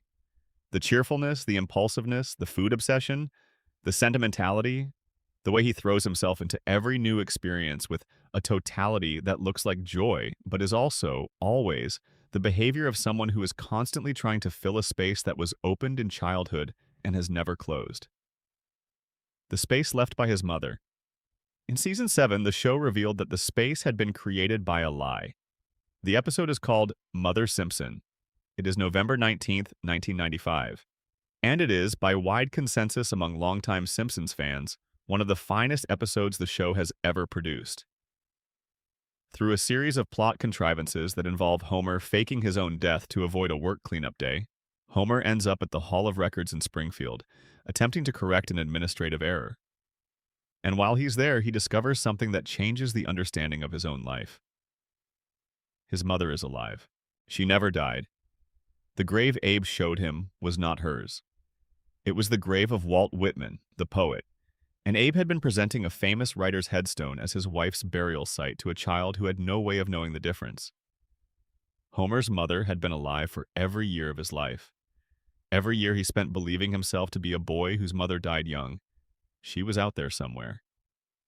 Every birthday that came and went without her, every milestone she was not present for, every moment of triumph and failure and ordinary daily life that Homer lived without her. She was alive. She had been alive all along. He finds her at the cemetery, visiting what she believes is her son's grave, grieving a death that the same lie extended in the other direction. They find each other across a distance of 27 years. They recognize each other. And the reunion is one of the most genuinely moving things the show has ever put on screen. Two people separated by decades of manufactured absence, standing together at a headstone that belongs to neither of them, trying to reassemble a connection that was deliberately and specifically broken before it had time to set. And then Mona tells him what happened. In 1969, Mona Simpson was a housewife, married to Abe, mother to Homer, who was approximately 6 years old. Living an ordinary life in Springfield while the world outside the town burned through the civil rights movement and the Vietnam War and the counterculture and all the convulsive transformations of that particular decade. And then she was radicalized. The show presents this with its characteristic mix of absurdity and genuine moral seriousness. Mona became involved with a group of activists, and this group, following the logic of their convictions, made a decision about a specific target: Mr. Burns. At this point in the story, it is necessary to stop and acknowledge something the show drops into this episode without quite the fanfare it deserves. Burns did not just own a nuclear power plant. Before the nuclear facility, before the cracked cooling towers, and the radioactive waste and the luminous rats, Burns owned a biological weapons laboratory, a germ warfare facility, a laboratory in Springfield dedicated to the production of weaponized biological agents. Pathogens designed to harm people on a large scale, manufactured in the same town where children went to school and families bought groceries, and ordinary people lived their lives in the vicinity of a man who was quietly synthesizing diseases in a building down the road. Mona and her group broke into this facility. They detonated what the show describes as an antibiotic bomb, an agent designed to neutralize and destroy the biological material stored inside. The raid succeeded. The germs were destroyed. But Mona made a mistake. As the group fled, she stopped to help someone who had been knocked down in the chaos of the operation. She extended her hand to a person on the ground, and when she looked at who she was helping, she saw the face of Mr. Burns. She stopped to help the man whose weapons she had just destroyed. Burns saw her face. Burns identified her. Burns reported her to the FBI. And from that moment forward, Mona Simpson was a fugitive. She could not go home. She could not contact her husband or her son. She could not explain to a 6-year-old boy why she was disappearing. She kissed Homer while he slept, in the dark, and left Springfield. And Homer woke up and his mother was gone. Abe, left alone with a young child and a story he could not tell, built a lie. He found a grave with a suitable name and told Homer his mother was buried there. And Homer believed him because Homer was 6 and because Abe was his father, and because there was no reason for a 6-year-old child to question a story told by the person he most depended on. The lie held for 27 years. Now think about the architecture of what Burns built. Burns did not merely identify a fugitive and report her to the authorities. He pursued her, actively, across decades. Burns held a personal vendetta against a woman who had disrupted one of his enterprises, and he deployed his considerable resources toward ensuring that she could never come home. When Mona finally returned to Springfield in Season 7, Burns spotted her through a cab window, recognized her, called the authorities, and Mona had to flee again. Homer had to say goodbye to his mother for the second time in his life, and this time he was old enough to understand what he was losing and why. He also understood who was responsible. And here's the thing that the show does with this knowledge, the thing that reveals the most about Homer's damage, the thing that functions as the show's most devastating statement about what chronic cognitive impairment does to a person's ability to understand their own life. Homer does not connect the dots. He knows, after this episode, that the man who destroyed his family is his employer. He knows that the billionaire who signs his paychecks is the same billionaire who hunted his mother and forced her underground and stole 27 years of his childhood. He has this information. It is not hidden from him. And he does not do anything with it. He does not confront Burns. He does not quit. He does not organize whatever resistance his damaged brain can manage against the man who shaped his entire adult life by breaking his family when he was 6 years old. He just keeps going to work. This is not played as a joke. not in the way that Homer's other failures and oversights are played for laughs.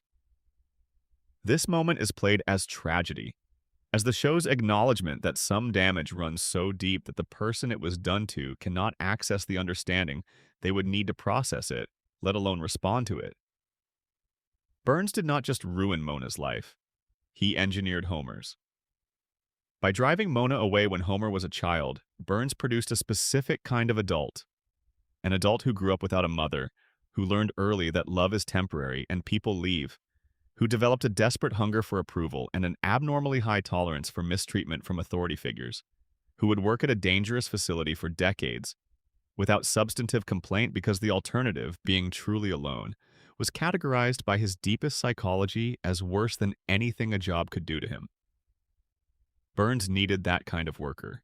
A competent, self-respecting employee with adequate self-esteem and a clear-eyed understanding of his own worth would have demanded better conditions, reported the violations, found other employment, or organized his colleagues into collective resistance. Such an employee would have been a problem for Burns's operation.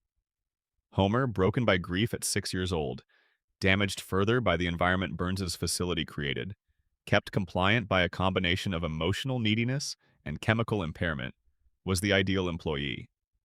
Grateful for any acknowledgement, frightened of losing what little stability he had, constitutionally incapable of sustained resistance.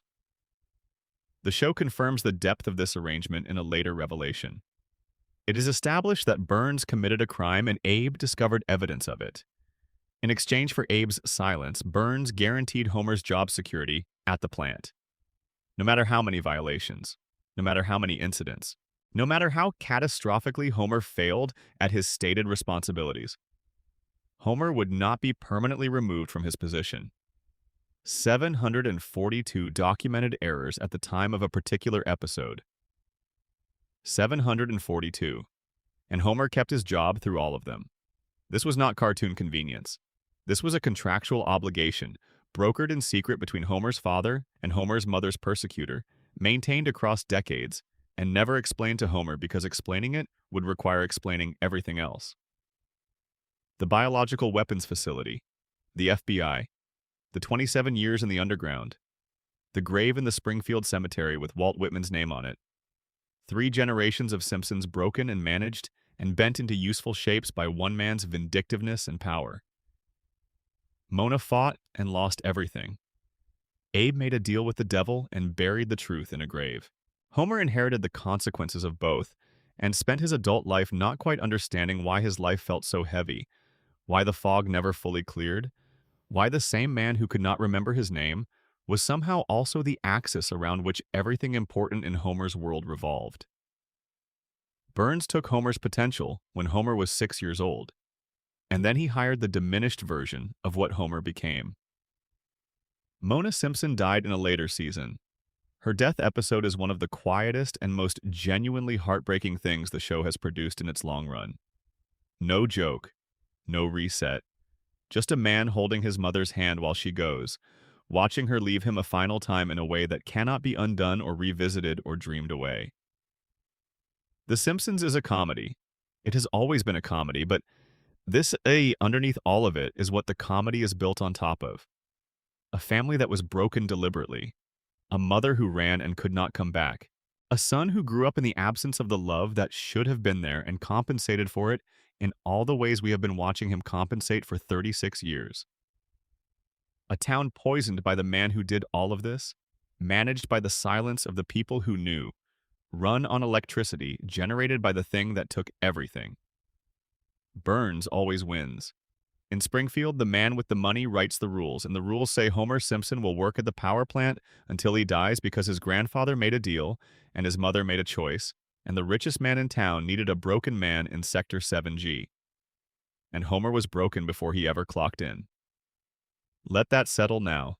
Let it go soft at the edges the way things do when you are close to sleep. Mona is at peace. Homer is home.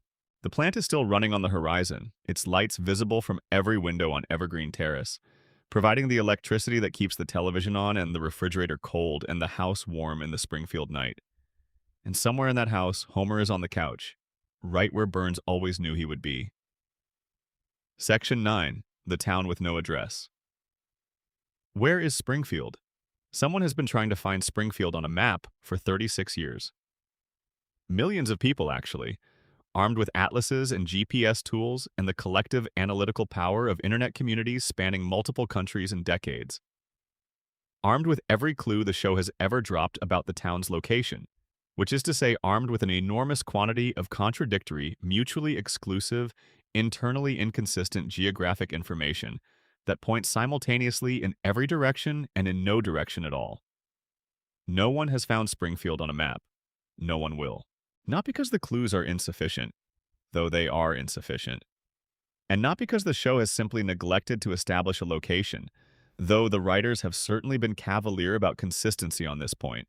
Springfield has no fixed location on any map because the impossibility of locating it is not an accident. It is a feature.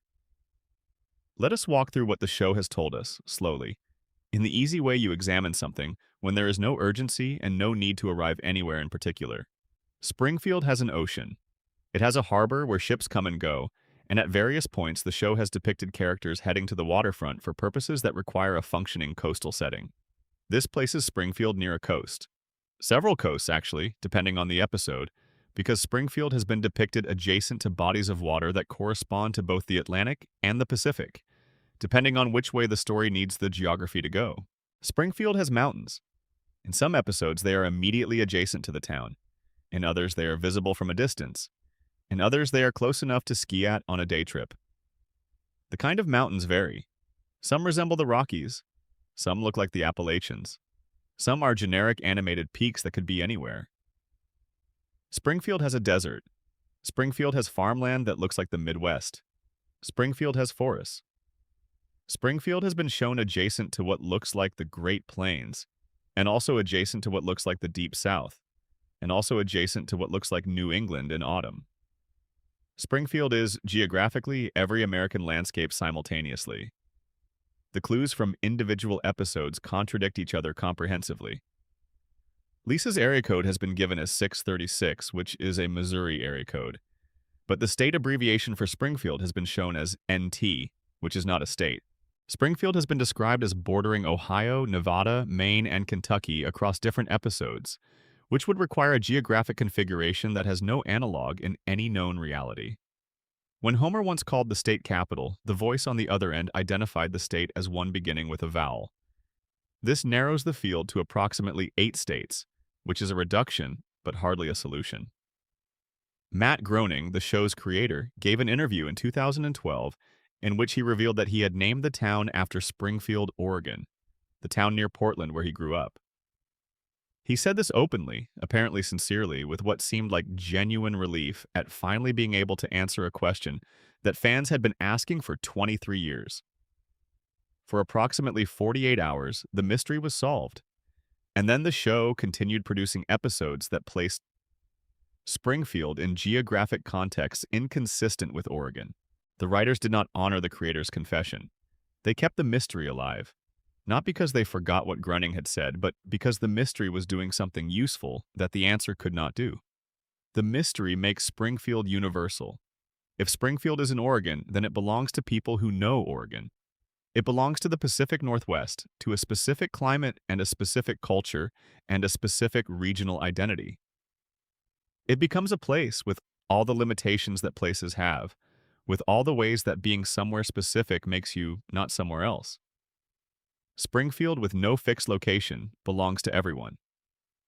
It is in your state because it might be in your state.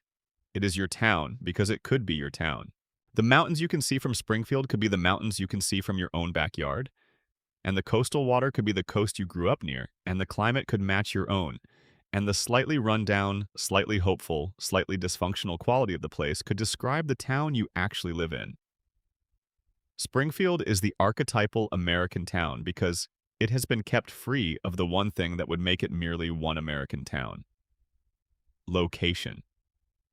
But under the weight of the theories we have been following tonight, Springfield's geographic impossibility is not only a narrative device. It is not only the writer's clever way of making the show accessible to a national audience. It is also, the darker theories suggest, a legal strategy. You cannot investigate a town you cannot find. If the power plant is leaking radioactive material into Springfield's water supply, and if this constitutes a violation of federal environmental regulations, and if someone with the authority to act wanted to pursue those violations through legal channels, the first step would be establishing jurisdiction. Which state is Springfield in?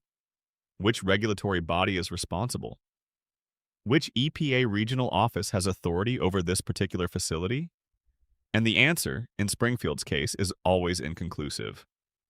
Burns's facility exists in a jurisdiction that changes depending on which episode you watch. The state attorney general with authority over his operation is a different person in different seasons. The federal oversight applicable to his plant cannot be definitively established because the plant's location cannot be definitively established. You cannot hold anyone accountable for something that happened in a place that does not have a consistent address. Springfield floats between states because floating is safer than landing. Landing means someone shows up with credentials and a subpoena and starts asking about the three-eyed fish and the cracked cooling towers and the human skeletons in the basement. Floating means the town is always just outside the reach of whoever is looking. And there is the coma reading. Homer's dreaming brain does not have a precise cartographic map of the United States stored in its memory.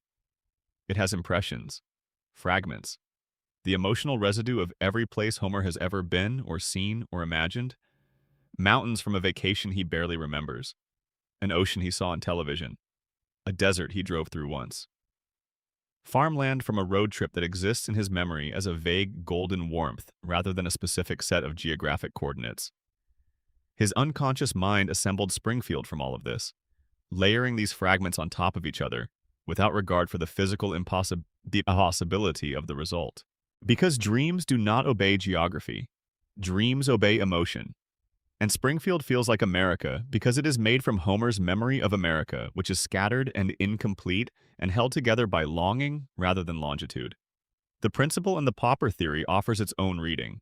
If Springfield operates through collective denial, if the town has established a social contract in which inconvenient truths are systematically ignored and the official narrative is maintained by agreement rather than evidence, then geographic uncertainty is the ultimate expression of that contract. You cannot challenge a town's story if the town has no definite address. You cannot send the real Seymour Skinner home if home keeps shifting. You cannot prove the radiation theory if the plant cannot be pinpointed on a regulatory map. The show gave the answer once. In the episode Behind the Laughter, a 12th season mockumentary about the Simpson family, Springfield's location was identified as northern Kentucky. And then in syndicated reruns, the location in that episode was changed to a different state. The answer was given, and then the answer was revised. Even the official answer is not the official answer. Even when Springfield lands, it immediately takes off again. Springfield will never be located. Not because the show cannot decide, but because the show decided long ago that this mystery is more valuable than any answer to it could be. A town that could be anywhere is a town that belongs to everyone, and a town that belongs to everyone is a town that is impossible to shut down. No one can seal it under a dome. It is already everywhere. Let your breathing settle now. Think about the last time you drove through a town that felt familiar, not because you had been there, but because it looked like everywhere, like the accumulated impression of every small American place you had ever passed through. That feeling of recognition without memory, familiarity without reference. That is Springfield. That is always Springfield. Everywhere and nowhere, on every map and on no map. Too familiar to be alien and too impossible to be real. Section 10. The Man Who Keeps Dying. Hans Moleman's Impossible Life. There is a character who appears in the background of Springfield scenes with the regularity of furniture and the dramatic function of a joke that the show has been quietly telling since its earliest seasons. He is small. He is elderly in appearance, though the show will eventually reveal this appearance to be deeply misleading. He is nearly blind, squinting through thick glasses at a world that seems perpetually on the verge of doing him serious physical harm. His name is Hans Moleman, and he has died more times than any other character in the history of American animated television. Not in dream sequences, not in the Halloween specials, which operate under explicitly different rules and allow the show to kill anyone it likes without canonical consequence. in regular episodes. In the ordinary fabric of Springfield's weekly life, Hans Molman has been killed, with finality, on screen, in ways that leave no narrative ambiguity about the outcome. He has been hit by cars, multiple cars across multiple episodes. He has been struck by falling objects. He has been crushed by things that should not be capable of crushing a human being, but somehow find a way when Hans Molman is involved. He has been buried alive. He has been eaten by animals. He has been set on fire. He has been struck by lightning. He has walked into traffic and been swept out of view under wheels. And then he appears in the next episode, entirely fine, in the background of a scene, squinting, possibly about to be injured again. No explanation. No resurrection scene. No acknowledgement from any other character that the man they are walking past was unambiguously dead 3 episodes ago. He simply persists. Death visits Hans Molman with a frequency that would be extraordinary if it happened once and incomprehensible as a recurring pattern. And Springfield treats it as neither. Most fans accept this as the running gag it is intended to be. Molman dies a lot. It is a joke about mortality and cartoon logic and the way that background characters exist in a kind of narrative limbo where the rules that govern principal characters do not apply with the same consistency. Fair enough. But Hans Molman once stated his age as 31 years old. 31. Look at him. Hans Molman appears to be a man in his late 80s at minimum. His posture is deeply stooped. His skin has the texture of long experience. His hair, what remains of it, is white. His movement is slow and careful and cautious in the way of someone who has been old for a long time and knows from experience that the world has many ways of catching you out when you are not paying sufficient attention. If he is 31 years old, something went very wrong very quickly. Something took a man in the literal prime of life, a man who should be at the height of his physical and cognitive capabilities, and compressed into him 50 or 60 years of apparent biological aging without the corresponding passage of time. Something that also apparently made it impossible for death to hold him for very long. Under the radiation theory, Molman is not a mystery. He is evidence. If the nuclear contamination from Burns's facility has been producing physical mutations in Springfield's residents for decades, and if those mutations manifest differently in different people, then Molman represents one extreme of the mutation spectrum. Where some residents display more moderate changes, where Homer absorbed the contamination in ways that produce superhuman durability alongside profound cognitive impairment, Molman may have been caught in a more concentrated exposure that produced both premature aging and an extraordinary regenerative capacity. His cells age faster than normal, but they also repair faster than normal. He looks 90 because his biology is running at a speed that accumulates apparent age at several times the natural rate.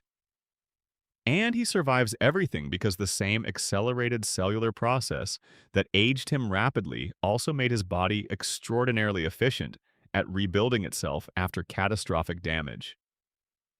He keeps dying because his biology is at war with itself, aging him faster than any human body should age, while also repairing damage faster than any human body should repair it. The aging wins most of the time, but death does not. Under the coma theory, Molman serves a different function. He is a background process in Homer's dream, a minor character that Homer's unconscious mind generates to populate scenes that require a certain number of bodies to feel lived in and real. He dies repeatedly because Homer's dreaming brain does not maintain minor characters with the same fidelity it maintains the people who matter most to him. Molman is not someone Homer loves. He is someone Homer barely knows. His dream existence is therefore less stable, less consistently maintained, more prone to lapsing into states that, in the waking world, we would describe as death. And he comes back because the dream needs him in the next scene. Molman is not a person in this reading. He is a narrative prop that Homer's mind keeps breaking and reassembling because the dream requires a certain level of background population to maintain the illusion of Springfield as a real place.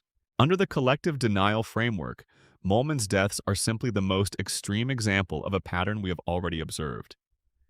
A man dies in public, visibly, in front of witnesses.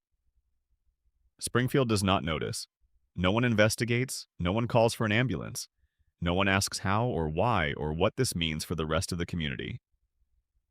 The town has normalized Molman's death cycle the way it has normalized everything else that should be alarming.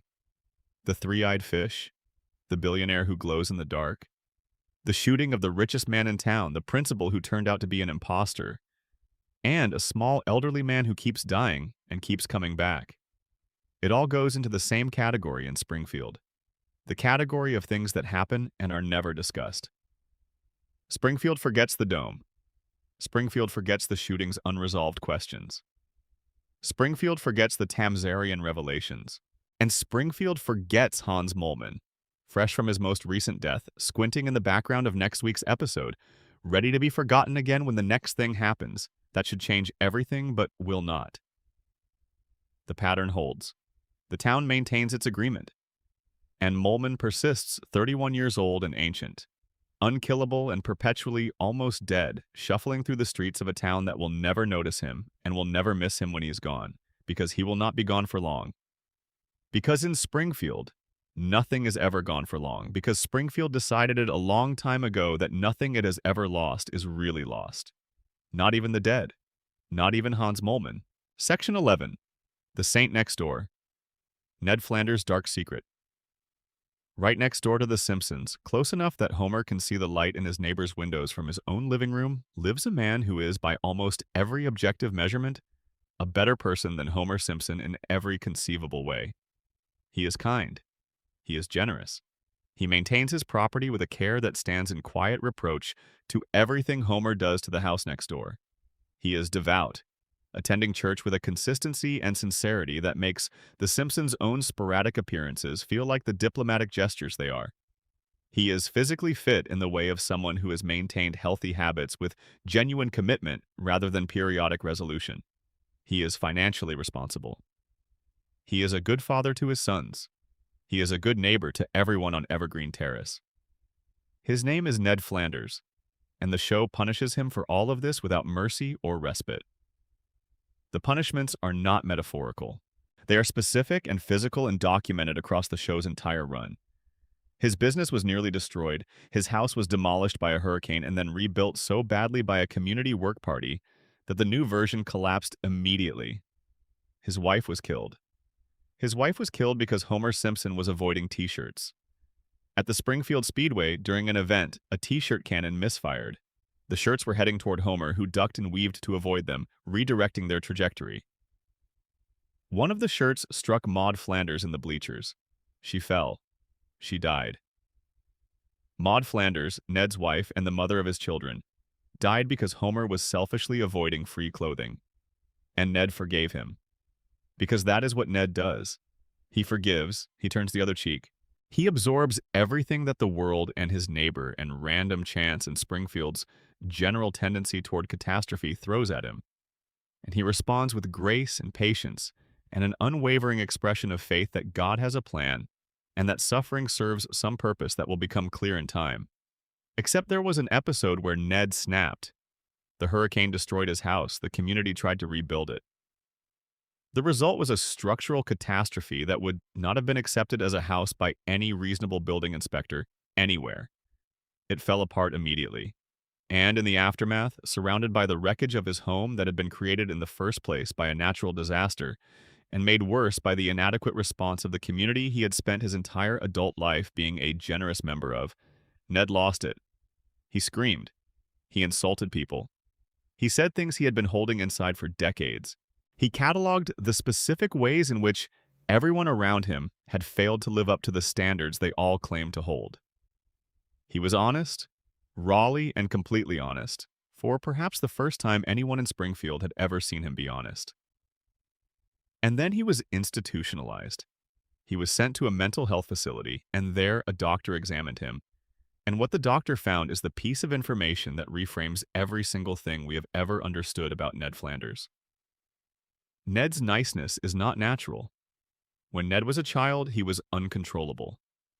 Violent by the standards of childhood, wild and undisciplined, and unable to manage his own impulses in ways that his parents, being committed beatniks who did not believe in discipline as a concept, were entirely unequipped to address.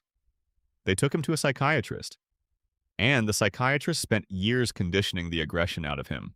Years of behavioral modification, systematic and thorough and apparently successful, producing a man so completely reprogrammed that the person he was before the treatment is essentially inaccessible to him. Ned's kindness is not a character trait. It is a psychological cage.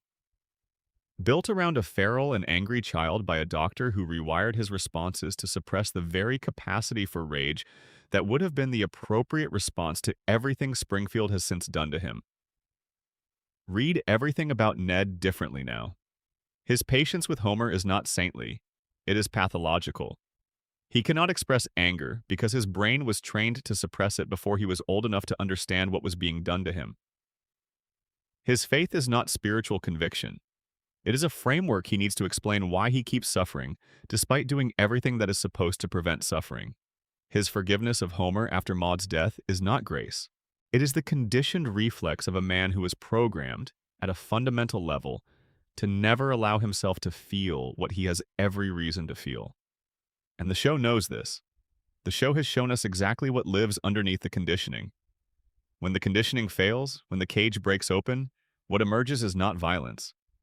What emerges is despair. A bottomless despair that has been building for however many decades. Ned has been performing goodness, while the world rewarded his goodness with loss after loss after loss. The darkest reading of Ned Flanders is simply this. He is the saddest character in Springfield. Not Homer, who is too cognitively impaired to fully comprehend the architecture of his own suffering. Not Lisa, who is young enough to still believe that things can improve. Not Burns, who is too powerful to face consequences. Ned. Ned, who does everything right. Ned, who wakes up early and tends his garden and helps his neighbors and raises his children carefully and goes to church every Sunday and keeps every commandment with a thoroughness that most people never approach even aspirationally, and receives nothing for it except further suffering. And here is the detail that cuts deepest when you hold it up to the light. God talks to Homer Simpson. This is canonical. The show has depicted Homer having genuine conversations with God on multiple occasions. Face to face. Actual dialogue. Homer, who sleeps through church, who drinks too much, who causes an irreplaceable catastrophe approximately once per season, who has done virtually nothing that a theology of any kind would recognize as the behavior of a virtuous life. Homer talks to God. God has never spoken to Ned Flanders. The devout man who has organized his entire existence around faith, who prays with sincerity and attends services without fail and reads scripture and applies its teachings to his daily life with a consistency that his neighbors cannot come close to matching, has never received the conversation that Homer gets fairly regularly. This is not an oversight in the show's continuity. This is a thesis statement. The show is telling you that in Springfield, goodness is not rewarded, virtue is not protected, faith is not answered. The system does not care about moral behavior. It cares about compliance, and Ned is the most compliant man in town, and his compliance was manufactured before he was old enough to choose it. Homer does everything wrong, and the system absorbs it because Homer is useful to the system as he is. Ned does everything right, and the system ignores him because Ned's virtue does not serve the system's needs.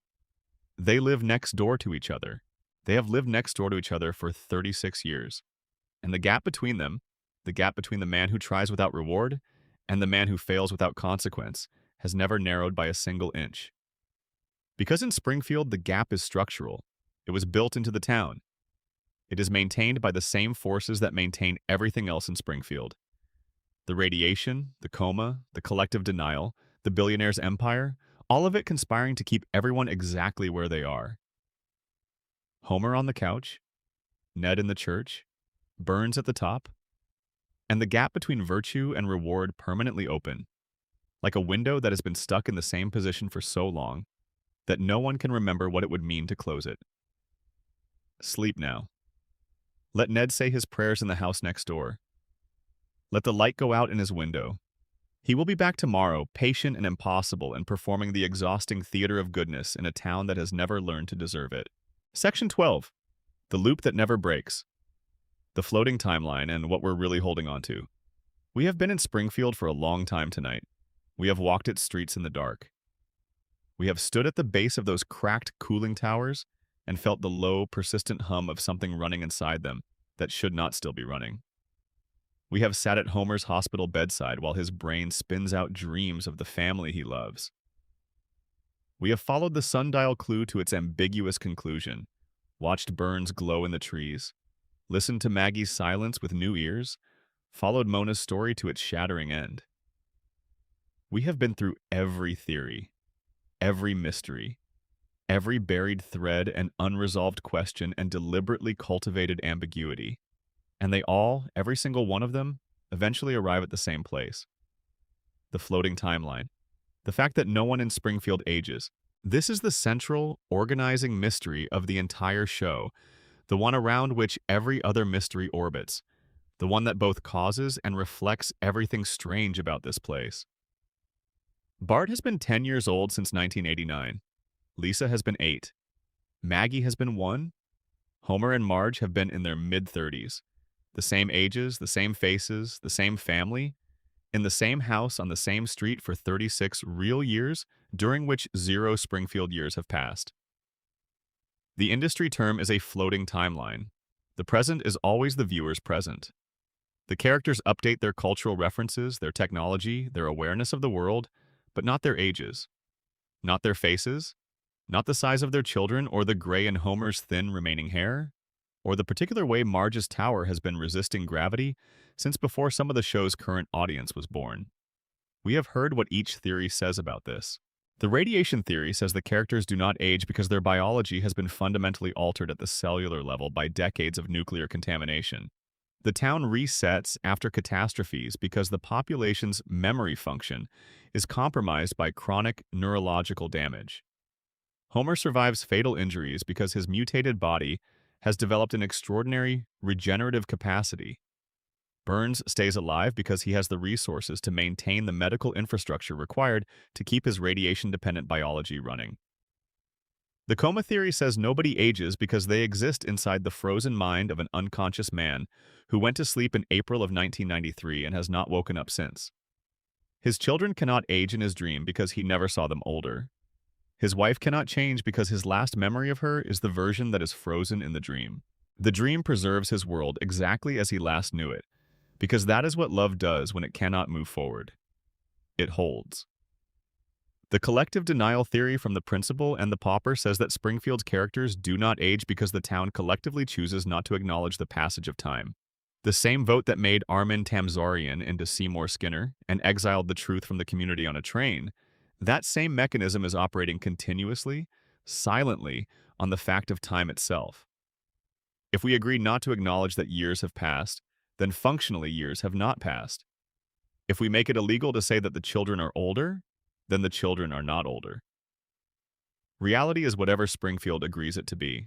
The Burns immortality theory says that at least one person in Springfield has found a way to engineer biological survival beyond normal human limits, which means that the rules governing time and aging and death are already negotiable in this universe. If Burns can be 140 years old and still running a corporation, then perhaps the entire town operates in a time regime that is more flexible than physics would ordinarily allow. Every theory arrives here. Every theory, through its own logic and its own evidence, eventually points at the floating timeline and says, this is not a production convenience. This is a symptom. The show has imagined its characters aging. It has done this carefully, with emotional richness, and more than once. In the Season 6 episode Lisa's Wedding, the show flashed forward to show a 23-year-old Lisa engaged to be married. The future it depicted was detailed and specific. Lisa had become the person the show had always been building toward. Intelligent and principled and a little bit lonely, searching for connection in a world that had grown large enough to offer it, but had not yet made it easy. The episode proved the show could do this, could imagine these characters as adults, could tell the story of what they become when time is allowed to do its work. And then it locked the future away again. Lisa returned to 8, Bart returned to 10. The window into the future closed, and the permanent present resumed, as if the glimpse had not happened. The show can imagine growth. It refuses to allow it. Because growth means something that the show is not able to permit and remain the show it is. Growth means an ending. If Bart turns 11, he will eventually turn 18 and leave Springfield for college and come back changed and keep changing until he is someone new, someone who is not Bart the boy anymore, but Bart the man. And that man is not the person the show is about. If Lisa turns 9, she will eventually turn 30, and she will have fought so many battles and lost so many of them, and won enough of them to keep going. And the saxophone in her room will have been replaced by other things, adult things, and the girl who played it will still be inside her somewhere, but buried under decades of becoming. If Maggie finally speaks, if Homer retires, if Marge is left in an empty house on Evergreen Terrace with all the children gone and the TV on and the sound of the family she raised echoing in rooms that no longer need to be as loud as they used to be. If any of that happens, the show is not a comedy anymore. It is something else. Something true in a way that comedy protects us from. And we, the audience, do not want that. This is the part of the floating timeline theory that is not about the show at all. This is the part that is about us. We did this. We pressed pause. The Simpsons has been on since 1989, and it has stayed on because we kept watching, and we kept watching because we needed it to stay. Not as a show, as a place where the family is always intact, and the children are always young, and the couch always holds the impression of where everyone sits, and the beer in the fridge is always cold, and nothing has ended yet. We needed Springfield to be there. Reliable, unchanged, immune to the things that change everything else. We needed to know that on Sunday night, we could go back to Evergreen Terrace and find it exactly as we left it. Because outside Evergreen Terrace, things are not exactly as we left them. We got older. The couch we sat on as children, when the opening credits first played, is gone now, or in someone else's house, or was simply a different couch all along, and the room around it has changed, and the people in it have changed, and some of them are no longer there and never will be again. We grew up. The Simpsons did not. And there is something in that arrangement that we have been quietly depending on for 36 years. The knowledge that somewhere in a cartoon Springfield, Bart is still 10, Lisa is still 8, Homer is still coming through the front door at 5:30 after another day at the plant, tired and hungry and mostly good despite everything, heading for the fridge and the couch and the family that will have him, reliably, every single time. The loop is not their prison, it is ours. We built it, we maintain it. We tune in every week or every few years, or in the middle of the night when we cannot sleep and we need to go somewhere familiar, and we tighten the loop a little more each time we do. We make it harder for the Simpsons to escape. We press the pause button on the forward motion of their lives, and we do not release it, because releasing it means letting them grow, and letting them grow means letting the show end, and the show ending means admitting that the version of America it represents, that particular messy, hopeful, dysfunctional, enduring version of the middle-class family, was always temporary, was always one birthday away from becoming something unrecognizable. And we are not ready for that. We have not been ready for that since 1989. So the loop keeps floating. Bart stays 10. The plant keeps running on the horizon. And Homer Simpson keeps finding his way home by the end of every episode because in his dream, or in his radiation-impaired reality, or in the town that votes to keep its lies intact, he always comes home. That is what Homer does. He comes home. And we are always there to watch him do it. Every theory we have followed tonight, every mystery, every buried thread and unresolved question, the radiation in the water, and the coma in the hospital, and the shooting that was never quite solved, and the billionaire who cannot die, and the baby who is not what she seems, and the mother who had to run, and the town that cannot be found on any map, and the man who keeps dying, and the neighbor who forgives everything because he was made to. All of it comes back to this: a family on a couch, a loop that we sealed ourselves inside because the alternative was admitting that the world outside it keeps going, keeps changing, keeps becoming something that the place we loved is no longer exactly part of. Springfield is where we go when we need things to be the way they were. It is always exactly the way it was. It will always be exactly the way it was. Because we will not let it be anything else. Let your eyes close now, all the way, the last of the day going dark behind them. Evergreen Terrace is lit in the Springfield evening. The cooling towers on the horizon exhale their quiet plumes into the night sky. Hans Moleman is somewhere in the background, having recently survived something, squinting at the world through his thick glasses with the mild puzzlement of a man who has grown accustomed to improbable situations. Ned Flanders has said his prayers.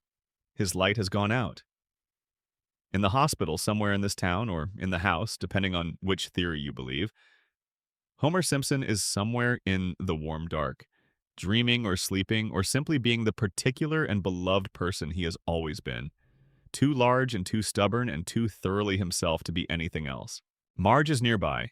She is always nearby. The children are asleep at the ages they have always been.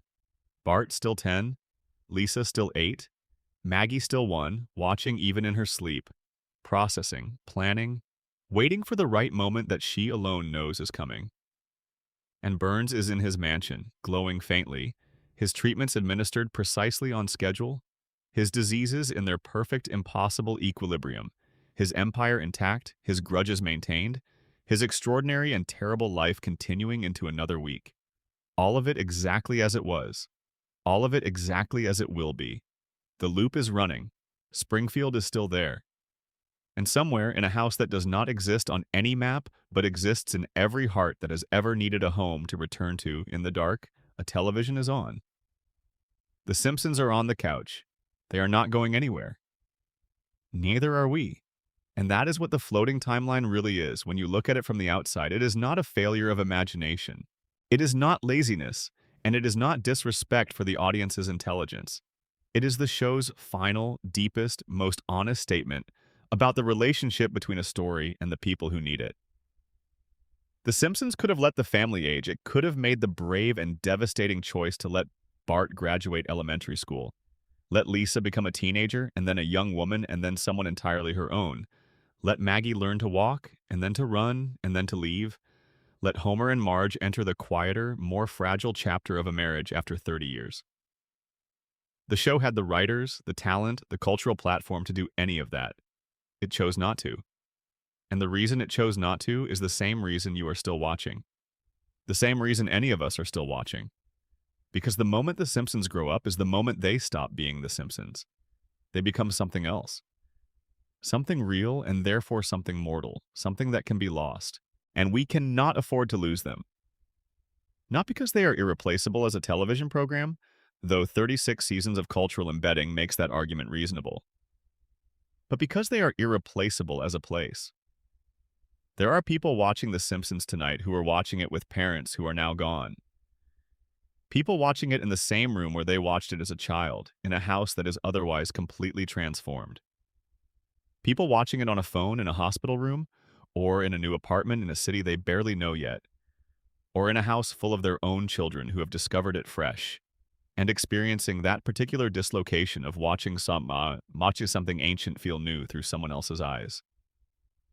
The show is old enough now to have become part of the furniture of multiple generations, old enough that watching it is not just watching a cartoon.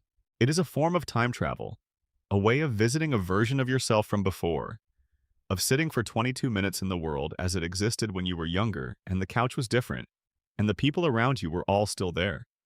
Springfield holds all of that. Every episode of the show is a container, and inside the container is not just the story being told, but everything you felt when you first watched it. Every association, every memory, every specific evening, that particular episode was the thing playing in the background, while something else was happening in your life. The smell of a specific kitchen, the sound of voices from another room, the particular quality of light through a window on an ordinary night that you would not remember at all except that The Simpsons was on. That is what we are really protecting when we insist, collectively and unconsciously, that the loop never break, that Bart never turn 11, that the timeline keep floating instead of landing. We are protecting our own past. We are keeping the containers sealed. Because if Springfield changed, if time advanced, if the characters aged and grew and moved on, then the episodes would change too. They would become something new. And the old ones, the ones that hold your specific and irreplaceable memories inside them, would recede into the past in a way they cannot while the show is still current. They would become period pieces, historical documents, things that belong to a specific time rather than things that belong to now. The floating timeline keeps every episode perpetually present. It keeps your memories perpetually accessible. It keeps the couch warm and the beer cold and the lights on in the window on Evergreen Terrace for every person who has ever needed to go home to a place that would hold them without requiring them to be anything other than what they are. This is the final mystery of The Simpsons, and it is the one that none of the theories can fully solve, because it is not about the show. It is about us. It is about why we kept watching long after we knew all the jokes, long after the golden seasons were behind us, long after the show had become a different thing than the thing we fell in love with. We kept watching because we could not stop going home. And Springfield, for all its radiation and its frozen clocks, and its denied catastrophes and its glowing billionaire and its silent, extraordinary baby, for all of its mysteries and its darkness and its impossible geography, is home. It is home because we made it home. 36 years of every Sunday ritual. 36 years of the opening theme and the couch gag and Homer's silhouette against the nuclear plant. 36 years of a family that is, underneath the cartoon and the satire and the Springfield strangeness, simply a family trying to hold itself together against everything that conspires to pull families apart. They are still trying. They will keep trying, and we will keep watching, and the loop will keep floating, and the cooling towers will keep breathing into the Springfield sky. And Bart will be 10 tomorrow morning, the same as he was this morning, and the same as he was in 1989. And somewhere in a house on Evergreen Terrace that does not exist on any map, but exists in every imagination that has ever needed it, the lights are on. They are always on. Go to sleep now. The Simpsons are home. So are you. Springfield will be here when you wake up. It always is. That is the whole point. Good night.